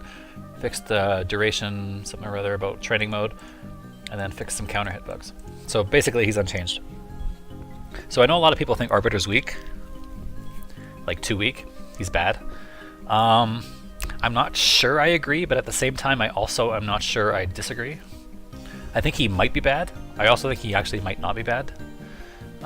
Again, I was talking about people playing Shadow Jago wrong, and people playing all these other characters incorrectly, and like in general playing KI wrong. I think they might be playing Arbiter wrong. He has the most health in the game because he gets access to like 5 shields per game, which all of them are 8%, so he gets 40% more life. That's even probably more than Jago on average. And of course it's a reversal too, and you can just walk through projectiles, which changes matchups. And he's a wall. Like, he's hard to crack, I think. If he builds a lot of meter with the changes that they made last patch, puts up a wall and constantly regenerates health with shield, not even counting instinct, which he gets several more. I don't know. I think he has a potential to make some characters frustrated. So he's the type of archetype that you might not want to be too good. So if I know Keats believes in this character, he thinks he's better than the community thinks, and Keats might be right, he might be wrong. It's hard to know. But I respect that his decision to not buff this character because Keats thinks that Arbiter is good enough. And he thinks that if he overbuffs Arbiter by accident in what could be the patch we play for the next 8 months or more or whatever, then he creates a bigger problem than not buffing him. Does that make sense? He'd rather this character be slightly under expectation than over expectation. So I respect the decision there. Even though I think Arbiter may be a little weak, I also think the players have a lot of room to grow with this character. What they're doing, like when you watch Sleep try to play Arbiter now, Sleep is playing Arbiter in a way that would work in the beginning of Season 3. And when they took away those tools or made them weaker, rather than be like, oh, I guess I should look for other strengths, he just does the same stuff again. And it works less because of course it does. That was the idea. You know what I mean? So you can make the assessment that particular strategy now sucks, but the character doesn't necessarily suck. There's stuff there that you aren't using. And maybe it's not the playstyle you like. What the heck is this? It's one of the enders. Alright. We can't do vocals. It gets in the way of my talk. We can do Mario Sunshine. No! Parks like a car, packs like an SUV. Nissan. Okay.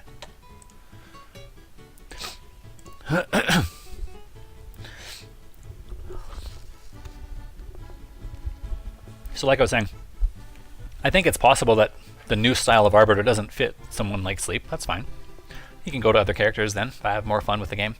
But it doesn't necessarily mean Arbiter's bad either. It just means that a different playstyle has to emerge that uses his new strengths. And that playstyle might be really, really good. And just because no one's found it yet, or has had massive success with it, doesn't mean it's not there. So I do respect Keats to not buff a character he does think the community's wrong on. So yeah, that's where I feel about Arbiter.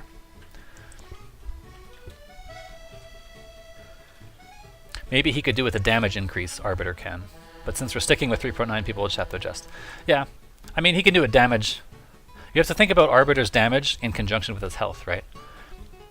When you think about damage with a character, you get a number on the screen that says like 40%, right? So a character does 40% damage. In KI, that means they do 40%, like it's equal. You know what I mean? Like he does 40% damage because he has the same amount of life, and it's a 40% swing. With Arbiter, I'm not so sure. Because he has instinct on all those overshields, if he does 30% to you, that actually means more than a regular character's 30%. Because he can survive a lot longer. So he's going to be doing more of those 30% to you. Does that make sense? I'm not sure the discussion is that simple. That you just have to buff him because he does little damage. I think there's more to it than that. Okay, Mira. This is an interesting one. Our main change to Mira this patch has been to slightly adjust her control over the neutral by giving her slightly less access to meter, making decisions on spending meter more important, and making perhaps the best shadow move in the game work in slightly fewer situations. Overall, we are happy with how the rest of Mira's strong game plan is meshing with her crucial blood health weakness. I think it would be cool if Shadow Grab for Arbiter worked as a damage cash out. Then he'd have to choose between his health or damage. I mean, yeah, maybe that'd be alright. I mean, if they made that change, I wouldn't be like, ooh, terrible. I'd probably be alright. But they decided not to. I think it's okay either way. What it does mean is that shield is the best use of his meter, for sure. He doesn't have to make as many interesting decisions about his meter that other characters do.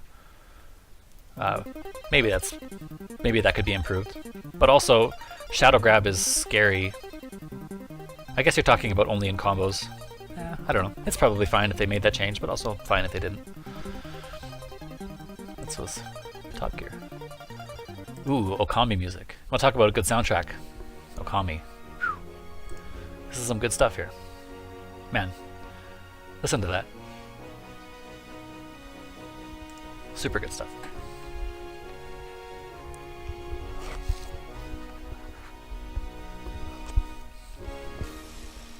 Get wrecked, Top Gear fans.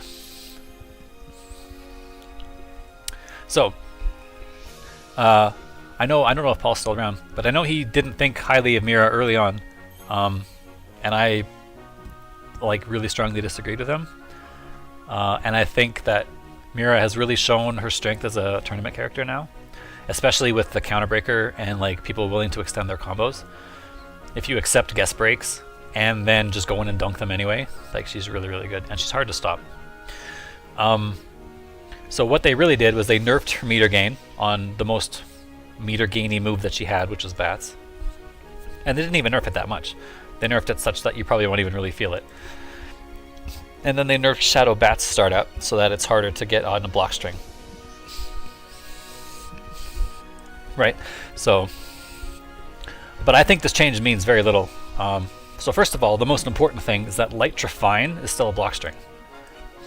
So that means if you want to make them block Shadow Bats off of a medium button, then you just do medium into Light Drill into Shadow Bats.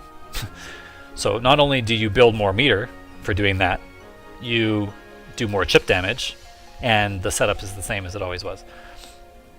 So, but there's an important difference there, is that you are forcing the opponent to give you a shadow counter window by doing this, because there's no way to avoid giving Drill a shadow counter window. So I think that's a very important difference, but because nobody shadow counters Mira anyway, because, I don't know, people are too scared about other stuff, or they're not thinking about it,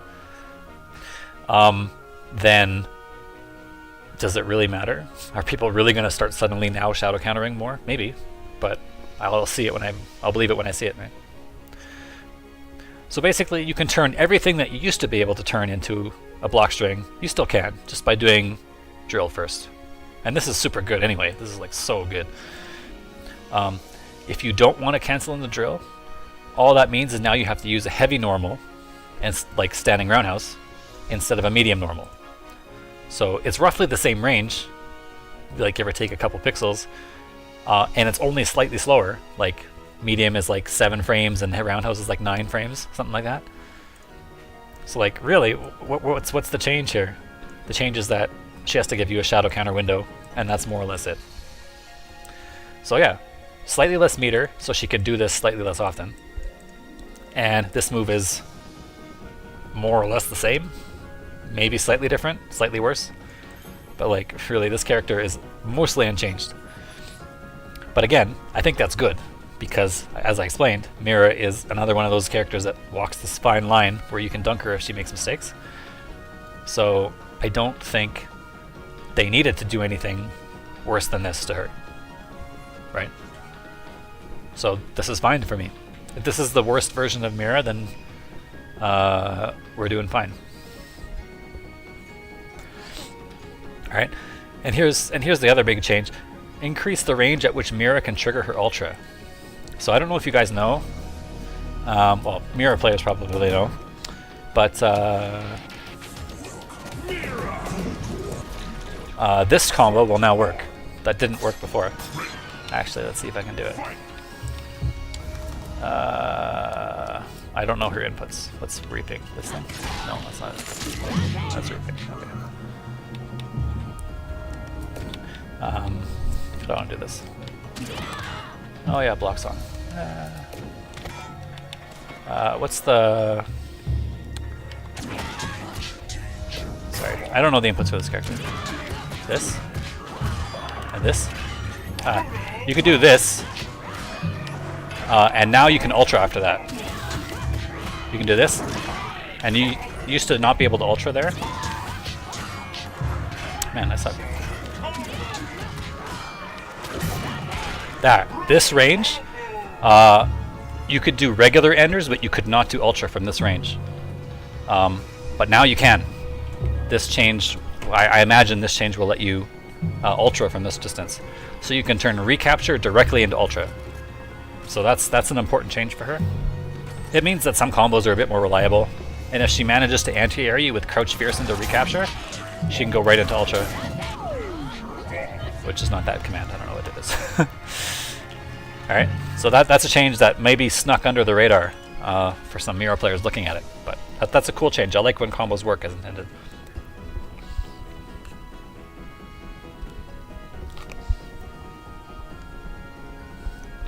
Yes, and Lemon Hunter makes a good point. I have to train my reactions to shadow, to do a shadow projectile move through bats. So you guys know that, again, I'll just go back and do this quick. So you know how you'll be in block stun. Well, let's do it like a right here. You're in block stun.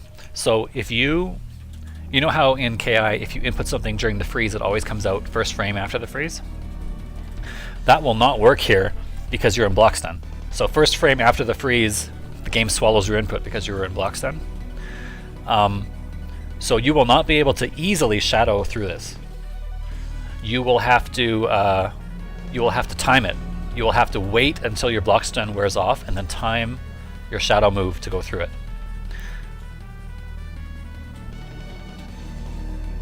I was wrong about Mira initially, however, if people were playing KI optimally, she would suffer greatly. I'm not sure I agree, man. If people were playing KI optimally, she would be the best character in the game. Even her stand medium punch is shadow counterable, but have you ever seen anyone do it intentionally? Yeah, that's really hard. That's like a 7 frame startup move. I mean, you kind of have to guess. I mean, you can do it intentionally a couple times out of like 10 maybe, but I don't know. I don't think that really changes much about her. I think what makes Mira great when optimally played is that she's the highest damage character in the game, so she converts all her openings into high damage. And I think that is such a crazy good strength of hers that it doesn't matter that. Also, she converts scrambles really well, so she turns suboptimal conditions way in her favor, I find, compared to other characters. She has to win considerably fewer scrambles, and she has to win considerably fewer suboptimal situations because of her damage and her tools. So if people were playing KI optimally, I don't think she would suffer. I think she would do better. But certainly in the current state of KI, which means everybody's making mistakes because the game is super hard, I think she's like so crazy good. Yeah, stand medium punch is it's 9. Okay. So I don't know. Can you react? I mean, you can kind of react to this, maybe. I don't know about that. Maybe if you have like a super crazy good read that she's gonna press the button because that's all she's ever pressed. But sometimes she'll just do this, or sometimes she'll just like dash it in your head, and suddenly you're like, well, you pressed the medium button, and then you get a counter hit. So yeah, I don't know about that. Anyway, yeah. I mean, Mira has a lot of important weaknesses, which is if you make a bunch of consecutive bad decisions, you can lose the round faster. And when you're learning the character at first, it's easier to see those weaknesses because everybody makes more mistakes when they're learning. But I think any character that can turn around an entire life bar on one decision, which Mira can do, and she doesn't even need meter for it, like, I think there's no way the character can be bad, especially considering her rest of her neutral tools. Like this incredible projectile, air dash stuff, like it's too good. There's block pause, i.e. block stop. I think it's reactable. I mean, I don't know. If you can react to 9 frames plus 4 frames of block stop, then you're a better player than me. I don't think it's... I bet you if I did this to you in training and faked buttons like this and dash sometimes and sometimes didn't, like I press this button, I don't think you could get this more than 20% of the time. It's so fast, dude. I don't see it.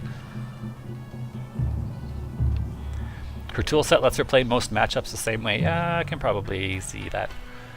But it's less of a problem with her because her toolset is interesting enough on its own that that's okay. That's more okay than it would be for other characters, at least. But yeah, I think if I fake this and I like counted the amount of times that you were right and counted the amount of times that you whipped stand medium punch because you tried to shadow counter something that didn't happen, I don't see you getting over 25% of them right. It's just too fast. I'll take you up on that experiment sometime, sure. I don't know how we can easily do it, but offline sometime maybe.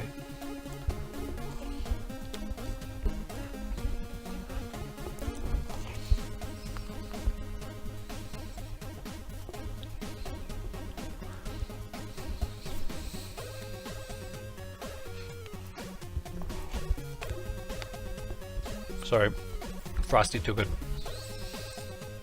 What is this? Asterisk, yeah. Asterix. This is actually a pretty good song.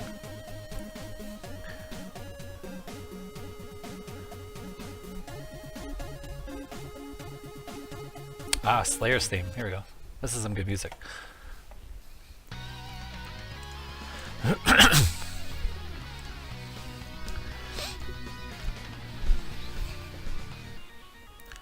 Unfortunately, online training can't be put in the game, and people are asking why.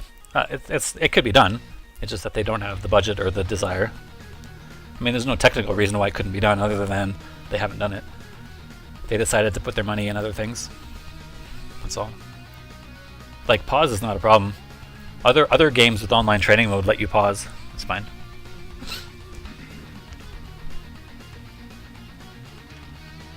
They can't put online training into the game because of the engine. I mean, maybe there are technical challenges that they weren't anticipating when they first built the engine, but yeah, I mean, it's a bummer if the cost of putting it in the game was way too high because they would have to make engine changes. I mean, I would love it, but yeah, I don't know. I would love a lot of things for this game, and they haven't done everything. So, what can you do? So yeah, Mira. Again, this character was top 2, whatever. She's still top 2. Like, this changes nothing for me. It makes her slightly worse, and that's all she needed to be, was just slightly worse.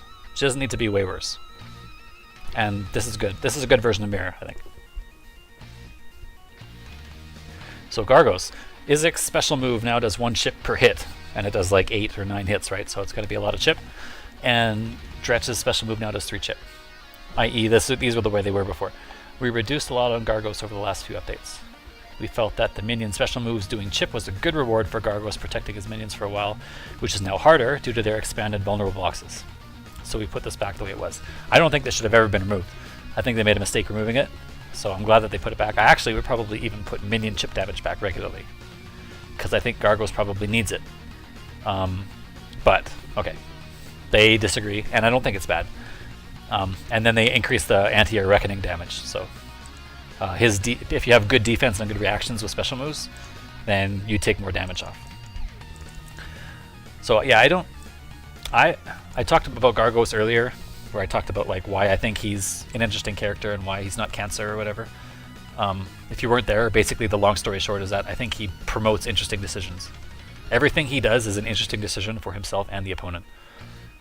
So sometimes it feels frustrating because you're getting smothered, because your opponent's making a lot of good decisions and you're not. But that means that you need to make better decisions, not that Gargos needs to be nerfed. I think he has pronounced weaknesses that can be very easily exploited with good decision making. And if you're not making good decisions, then you won't get to exploit them. And that's kind of tough times. But anyway, they nerfed him because I think they just gave up. The community was whining so hard about this character that they're like, fine, you win. And they just nerfed him. That's my take on it anyway. I don't know how that's actually true, but that's how I feel about it. But anyway, even nerfed Gargos is not that bad, probably. I think he's got a lot of room for like optimization. And you watch someone like Dayton play him, and you're like, maybe he's not so bad after all. But I think if they wanted to revert some of the buffs, these are some good, or some of the nerfs, these are some of the good ones to revert. So this doing chip damage, I think has to, like, it's a shadow move that had to be active for 12 seconds. So of course, at least let it do some chip. And I like the anti-air change. I like changes that force good reaction. So I like things like good anti-air damage. Like you'll probably find me very seldomly disagreeing with better anti-air. I love testing anti-air skill. So these are good changes. Whether Gargos is good enough to be like a top character again, I don't know. But I know that they can't put him back the way he was. And along the way, let me be clear about that. Along the way, I think they made some good changes with him, like the change they made last patch with the minion hitboxes being bigger. I think that's a great change, because it's really frustrating when a minion does something weird at a weird time and like dodges a punish kind of like randomly. So I think that change was great, and that was a change that they should have made whether Gargos was too strong or not. So anyway, long story short is that I think Gargos could maybe even stand just a little bit better than he is now, but they tried going that route and the community revolted against them, so I also don't blame them for only sticking with this. And it's fine. Gargos will be a fun character to watch. Maybe he'll be even more fun to watch when he's struggling a bit, you know what I mean? Like people were rooting for Dayton at Combo Breaker. They were rooting for Gargos, a character that they were like slamming for a year because suddenly he was struggling, and it was like, yeah, you root for the underdog a bit. So that's cool. Maybe it's fine.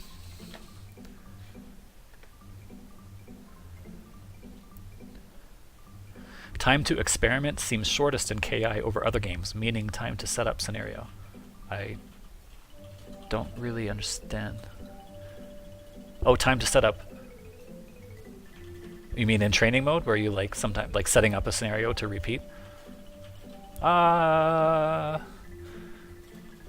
It's okay for KI. I think it could be faster.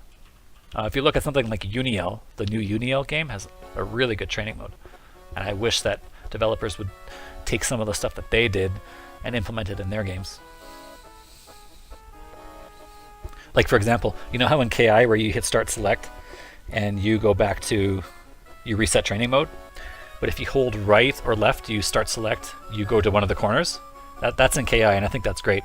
In Unial, you have way more control over that. So if you hold left and you press start select, you go to the corner. But if you hold left and crouching left, like down left, you'll go to the left corner and your characters will be switched. So you'll be pointing at the corner instead of in the corner. If you press up and hit start and select, your characters will switch left and right in neutral. Like, that's crazy cool. Like, that means you don't have to like constantly push someone to the corner or like constantly jump over them after you're in the corner. It's like you can just set that all up for free with a button macro. That's really rad.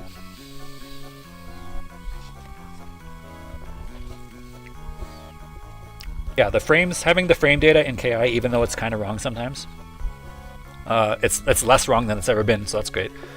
And the hitboxes, I mean, I can't tell you all the stuff I've been able to do in KI because they've spawned hitboxes.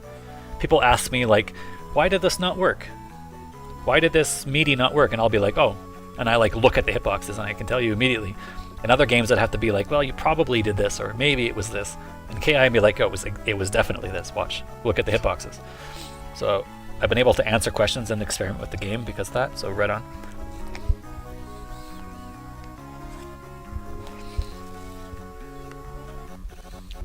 Never tried Unial, says Paul. Actually, I've played it very little myself. But it does have a really good soundtrack. I think it's Carmine theme that I really like. Yeah, listen to this theme. Oh, come on. Yeah, that's nice.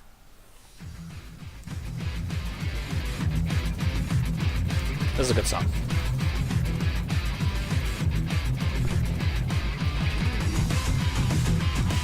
This is a good Stepmania song. I'd love to have this in Stepmania.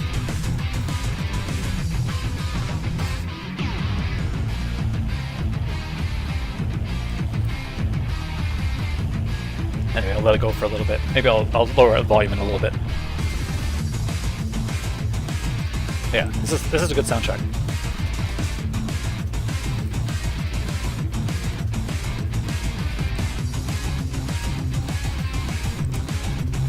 Let's skip ahead a little bit. Yeah, this is what I'm talking about. Doesn't this sound like it should belong in a music game? Can you imagine fighting to this? Jeez, I'm getting like excited just thinking about it.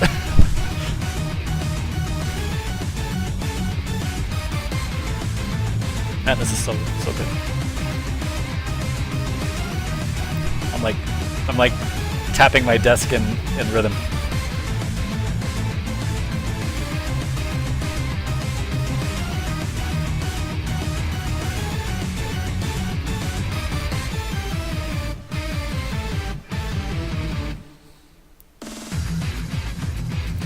I'll lower the volume again, but I'll leave this going. This is good stuff, dude. It sounds like Doom E1M1. I know the track you're talking about. It's a famous track from Doom. Yeah, this is Doom's most famous track. It kind of sounds similar. I can see where you're coming from. It's kind of got a similar beat to it, or a similar melody.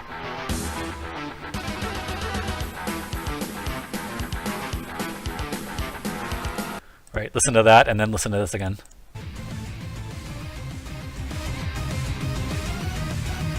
Right?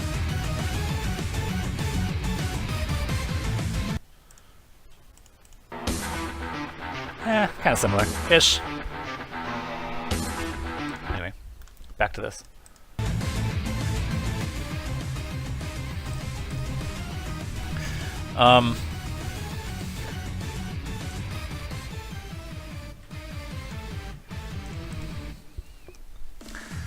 What was I saying? Yeah, so Gargos, yeah. Cool character. Probably a little overnerfed still. But they're doing that, I think, because the community was too hostile about the character.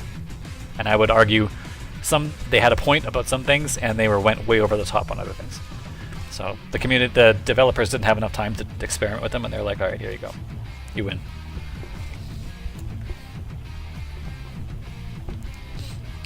But he still can do damage, I think, so that's fine. Shin Hisako, I don't know what I think about this character.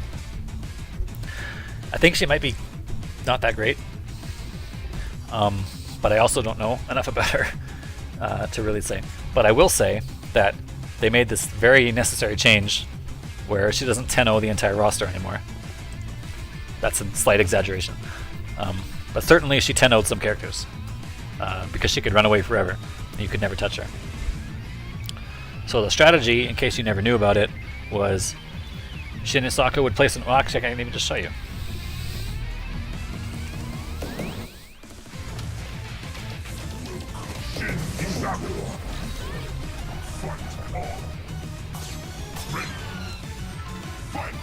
So Shin Hisako looks like she walks fast, right? So you're like, wow, that looks so fast. But I think it's a placebo thing because she looks like Hisako, and Hisako has terrible walk speed. She actually doesn't walk that fast. She's 1.3, so she's only 1.3 times slower than Saberwolf. So it's in the top half, but it's actually like Cinder walks faster than her. Omen walks faster. Sadira walks faster. Right? Like I thought this number would be way higher when I did this, and she doesn't have that good a backwards walk speed either. Like 1.38, and look, even Jago walks the same speed backwards, and Jago has slow walk speed. It feels like to me. Right? So like, I think the fact that it feels like she walks fast is because she looks like Hisako, not because she actually walks fast.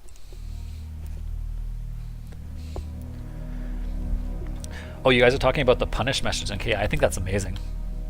I think any developer that doesn't put punish on the screen when you get a punish is whack now. Like that's a game changer. You have to do it.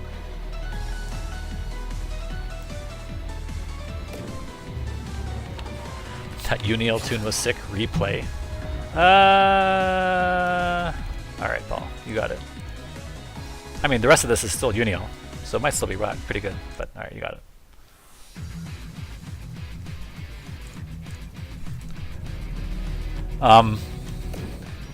So what I was saying about the strategy, right? So she can place an orb on the screen, and this is pretty quick. Like, take a look at how quick it is, right? So I don't know, it's like 25 frames or something? Less than half a second.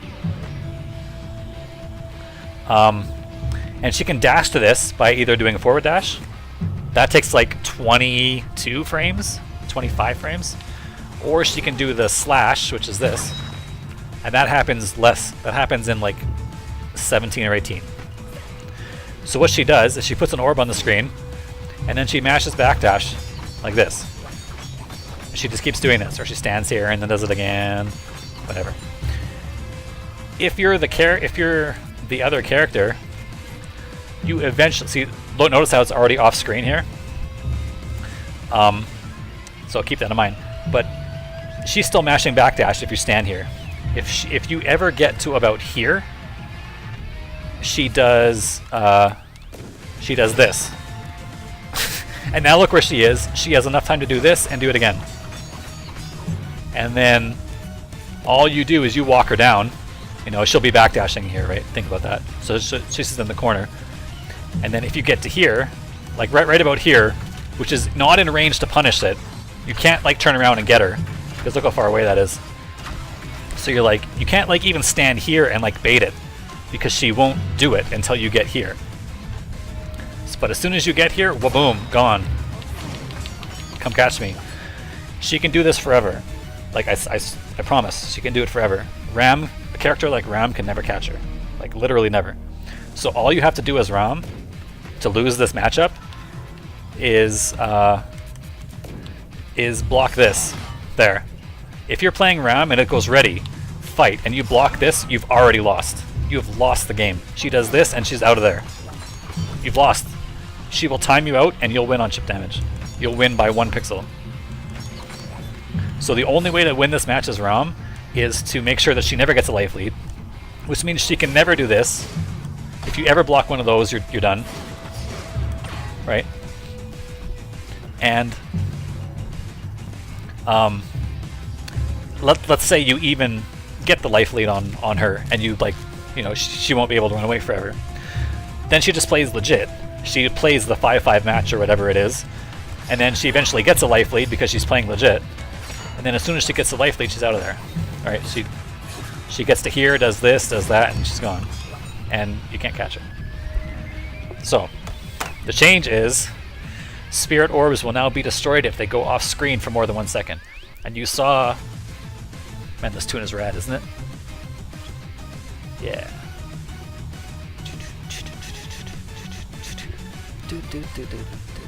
Good stuff. So what happens is that this is not possible anymore because you saw how far away from the screen that was. So now if she tries to do this for too long, she won't have an orb to teleport to. And it's fine if she backdashes. Let her backdash into the corner. Like, who cares? Like, right? If you're playing as her and she's doing this over and over again, even if you're ROM, all you do is you just do this. Whatever. She can't hurt you. Eventually she's going to have to stop backdashing because she's just going to corner herself. And if she has no teleport escape, then it's fine. Let her corner herself, and now look what you got. You can fight her here. So the problem is not her backdash. The problem is the fact that she can backdash and then teleport out of the corner in 20 frames. So it took away that second part. And now she should be more manageable for those characters. And I don't think it was only ROM that she lost to. I think she probably beat Jago that way. She probably beat Wolf, although Wolf may be a little harder. I think she beat Orchid that way, probably. She probably beat Sadira that way. Maybe Tusk that way. Hard to say. Basically, you needed to teleport yourself or like a good full screen option, like a Gargos portal punch or something like that. A way for you to match the chip damage. Otherwise, she could do it. Fix the bug not allowing something about her linker. Yeah, so she could cancel the shadow linker after 4 hits instead of 5 in some weird bug. And then something about the ultra again. That's pretty cool. You know, one of my favorite fighting game tracks is Akuma in Third Strike.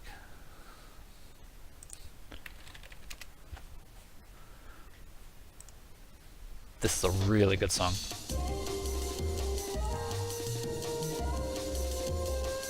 Man, every time I play this, I'm thinking, I gotta go play fighting games.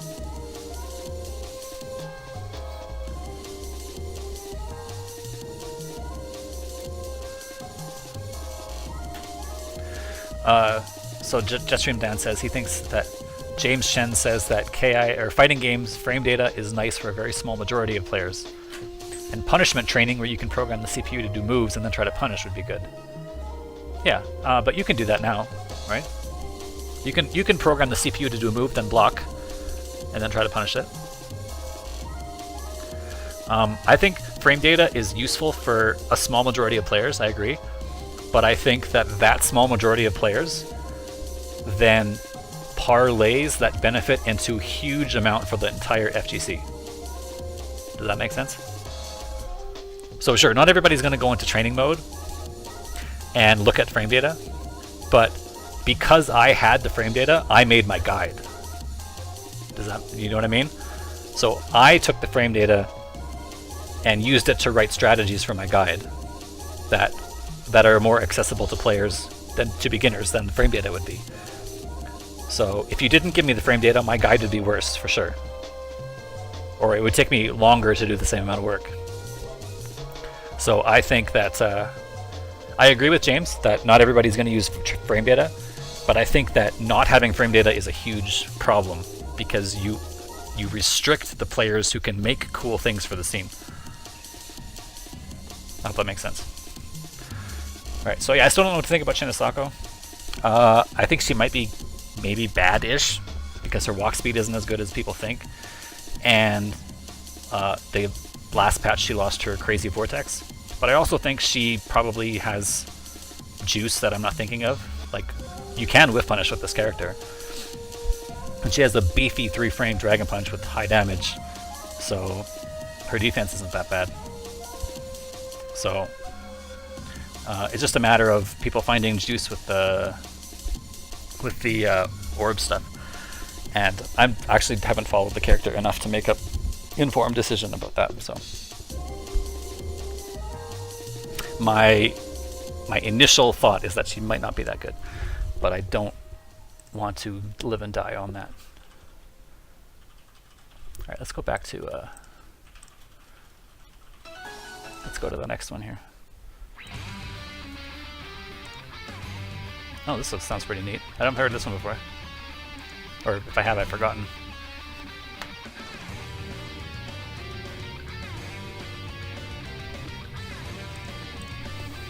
Oh, for a second there I thought that was a wacky time signature, but it's just them starting on the offbeat on 4-4. Not really wacky after all.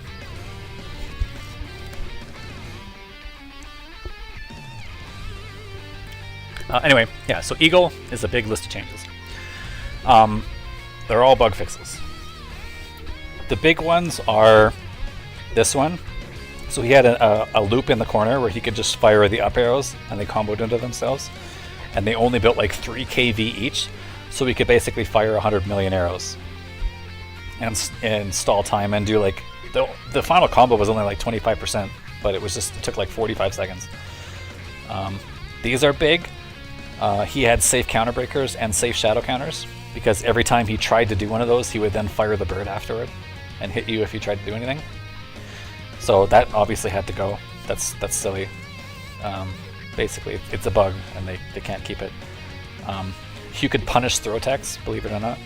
I knew about this before. I don't know how many of KI players knew, but if you teched a throw, or you had your own throw tech, you just fired the bird, and then you could punish them while they were reeling there. So they made sure that you can't throw the bird after throw techs.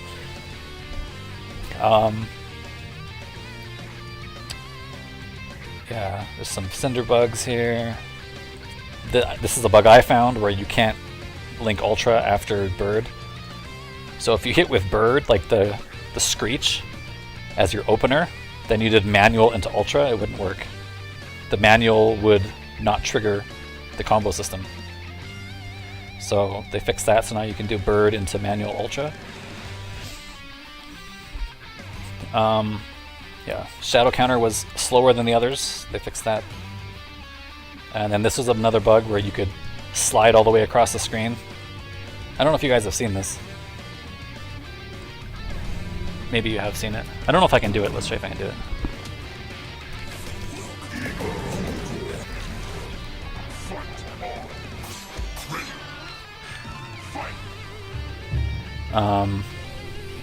Sorry, what was I doing? Oh yeah, blocks on.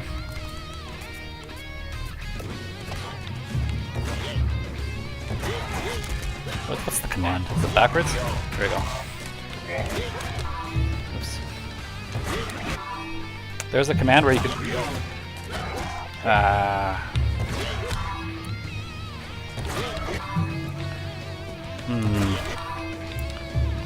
There's a frame where you go sliding all the way across the screen.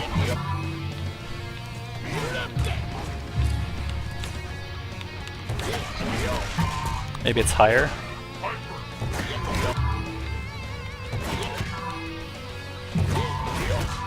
I can't do it.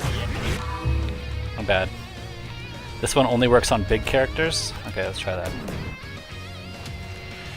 In Filament, can you Bird Instinct Cancel Ultra? I don't know. Probably in the new patch. Maybe not now because it doesn't work properly.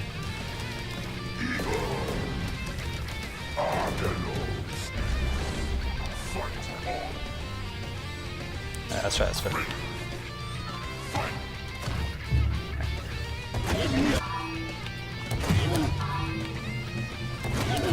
Man, sorry, I'm playing on pad at a weird angle here. There we go. Look at him go. He's out of there. So yeah, I just did linker into opener into that, and then I counter broke on a specific frame. And he's out of there. So they fixed that. Fixed a bug that could cause him to dash away when attempting a counter breaker from Windswing. And then some stuff about whatever. he could perform a linker after shadow slide linker, which is a bug that's happened to other characters. I mean, it's not even really that big of a deal, but they fixed it. This is a big deal. It was the Conra Season 2. Remember in Season 2, Conra could like whiff sweep and then cause hard knockdowns from things that weren't normally hard knockdown. Eagle could do the same thing. So they changed that. Except now he could also do it with stagger.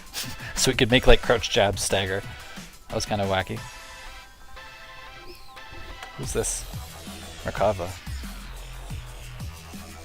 Man, dubstep? Why is there a dubstep theme in my fighting game? It's not really, it's like a mix of dubstep and something else. No dubstep here. This sounds more promising.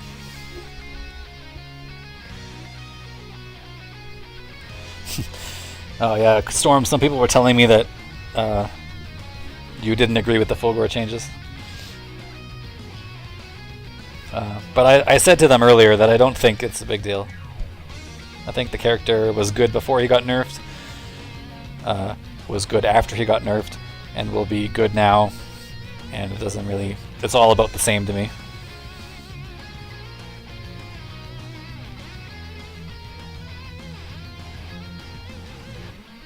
So yeah, I don't buy that it's a big deal. The other thing that you have to think about is that he spends lots of pip speed if he does laser into fireball, right? It only works in instinct. That's really good, and it's better in instinct. And I think his instinct was maybe a little underwhelming, but it's not like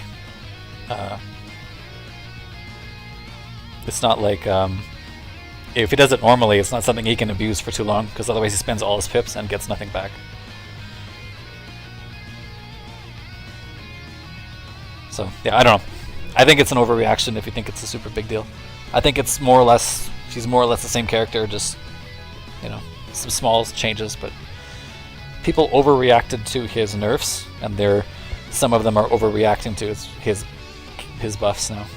So yeah, I don't think it's a big deal. So yeah, Eagle, big bug fix changes, but they basically made him so that he couldn't do any of this really dumb stuff that he was able to do, like punish throw attacks. This is pretty crazy. I don't know if I really believe in Hisako or Eagle. I think Eagle has way more juice to find because he's like super training mode-y. Like someone could just come up with something like tomorrow that would be like, okay, yeah, I didn't know about any of that. So we'll see. I know he kind of struggles a bit with anti-air. He has no reversal, which is kind of a big deal in this game, but you know, if he can vortex you really strongly, then that's a weakness he probably should have. I know Sea Dragon said earlier that he doesn't think his instinct is very good. I don't know enough about the character to know for sure, but I mean, it's okay. Not all instincts have to be amazing either. If he has enough juice outside of his instinct, he'll be alright.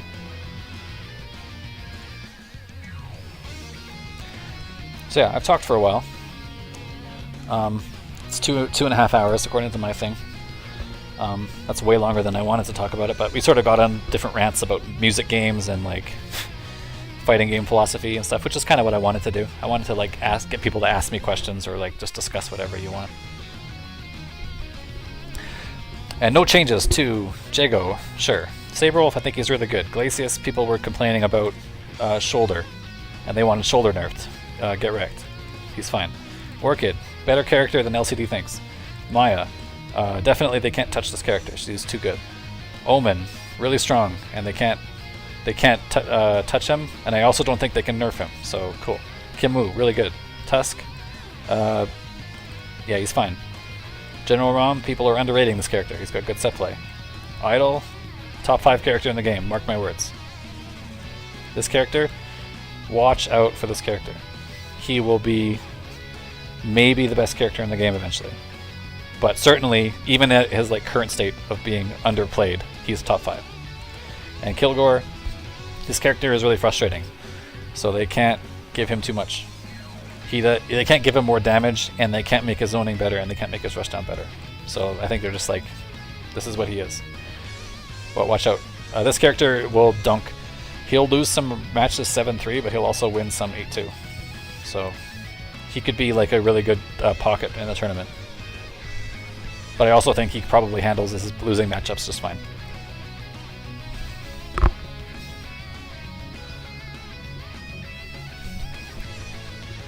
So the characters they didn't change, I'm all about it. I would have buffed some of them if anything, but if they were scared to give them buffs, then don't change them. What's really good about Idol? I think everything. I think he has no noticeable weaknesses, except for the fact that sometimes... Sorry, he has two notable weaknesses. One of them is that full screen warrior without pips is bad. It's not even that bad, but it's a little bad. And then mage has no good reversal. So if you catch him in mage form, you can kill him with perfect meaties. If you don't have perfect meaties, then Shadow Bolt works. But everything else about the character is like, this character is way too good. Warrior is the best rushdown character in the game. Mage is almost as good at rushdown and way better zoning. Instinct is the best in the game. He does way more damage than people think. People are like, oh, if I open you up with a jab, he does like 10%. Well, okay. Then just sit back with Mage and fire pipped cancel teleports. Oh, sorry, pip cancel meteors. Okay, let me show you something. I'll show you something. I think I've probably shown this on past streams.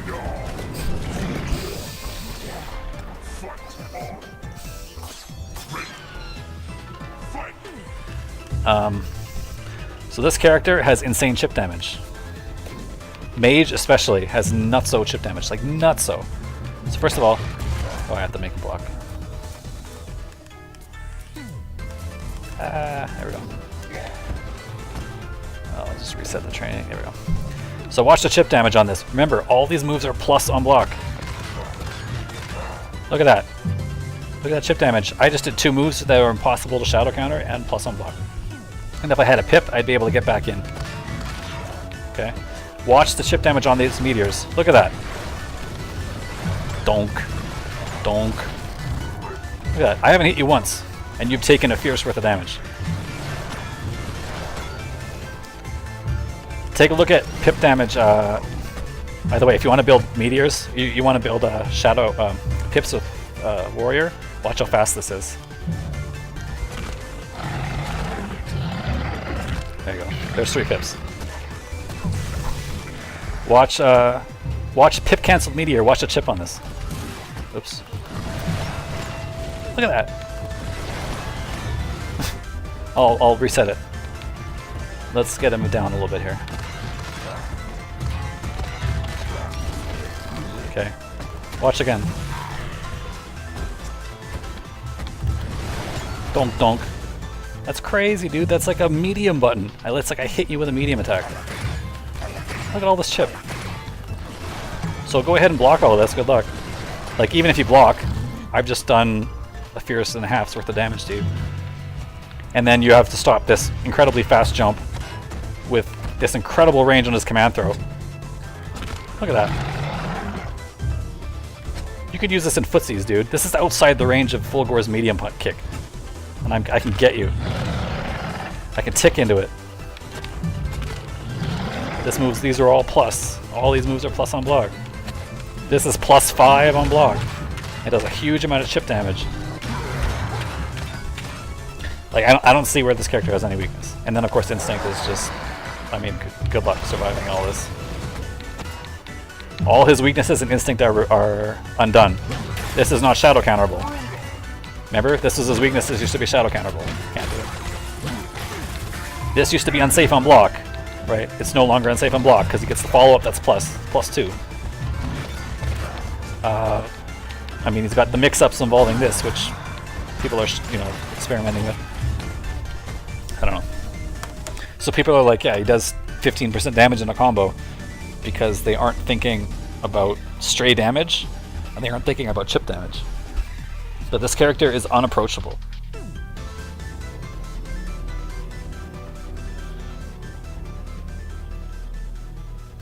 So I really think Idol is top 5.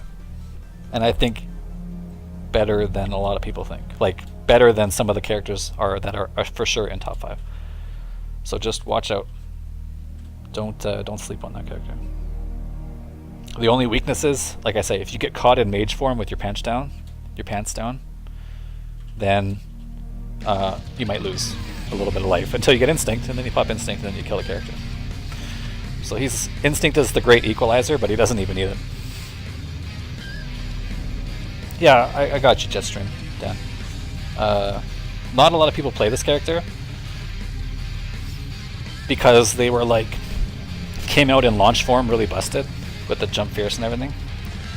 And when they took that away, a lot of people were like, okay, I've seen enough. You know, he's got stuff, but I don't care about it.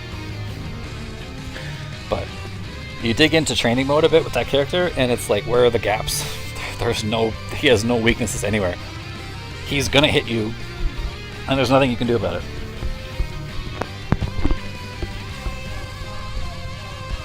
Alright.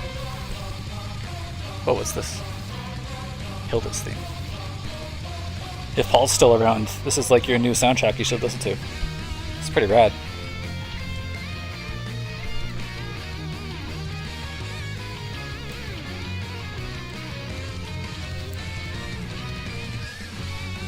It's very Guilty Gear-y.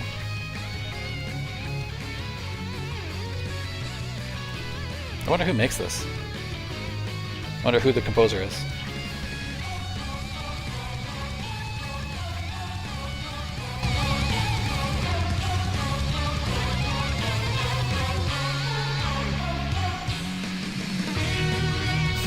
Pretty good stuff.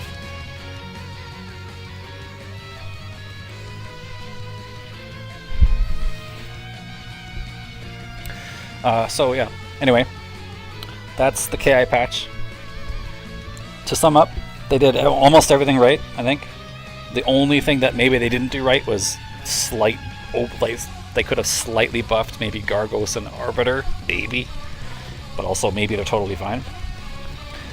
If you think KI is still...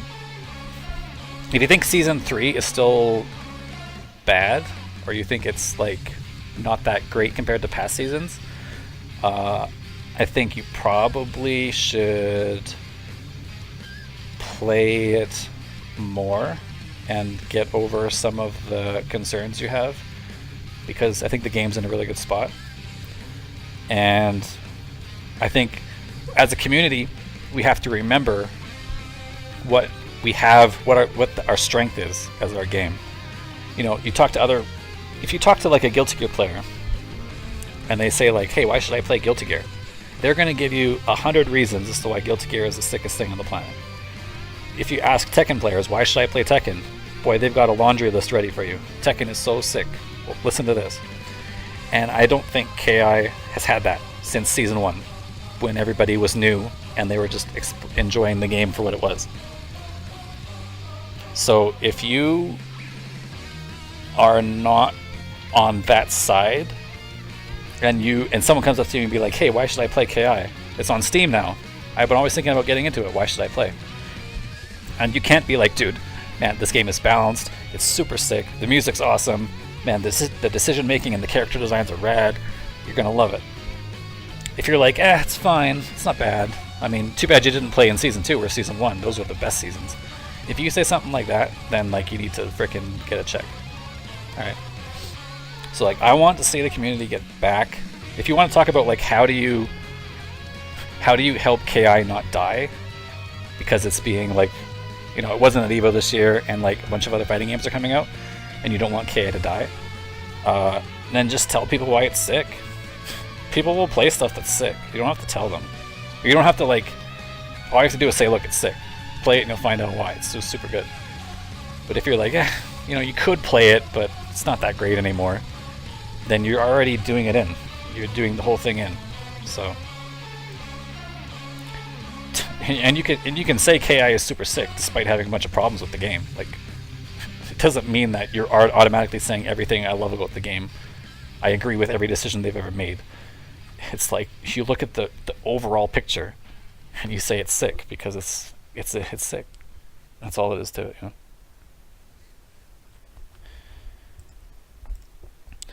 So don't think that you have to say everything about the game is rosy and I love every decision they've made. But convince people to play the game. Don't talk them out of it.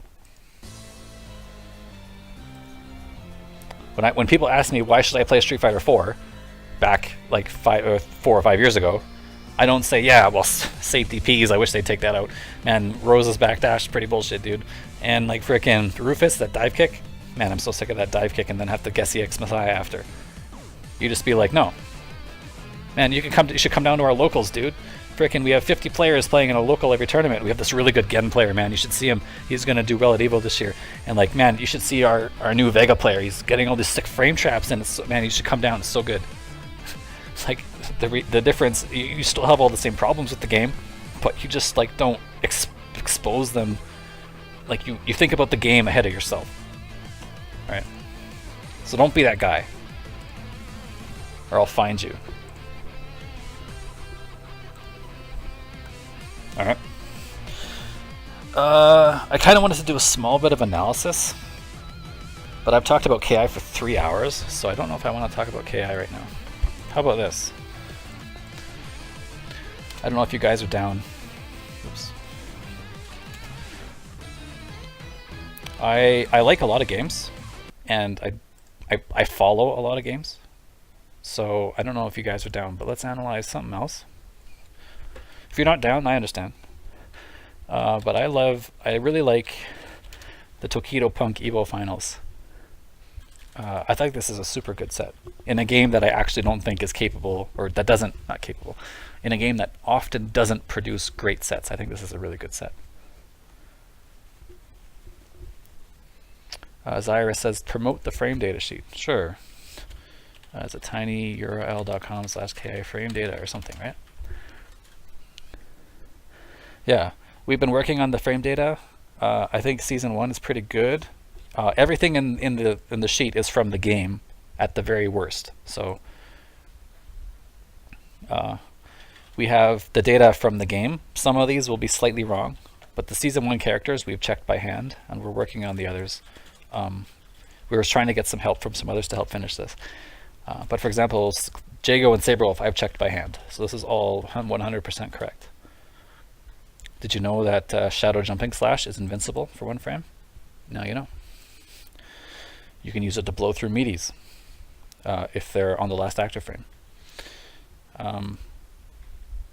So yeah, Zyra says to plug this. Here you go. We're working on this. Hopefully we'll get some more done. I'm kind of running out of steam on the project just because I've done so much. But I'd love to, at the very worst, this is a good way to catalog the game data as well as what we've hand checked. And Atsumachi, or Maki, who is not here right now, did all the Aganos frame data by hand for all chunk speeds. Look at this beast. This is crazy. So this guy, he's put in some work for Aganos, and he might be willing to help us on some of these other characters.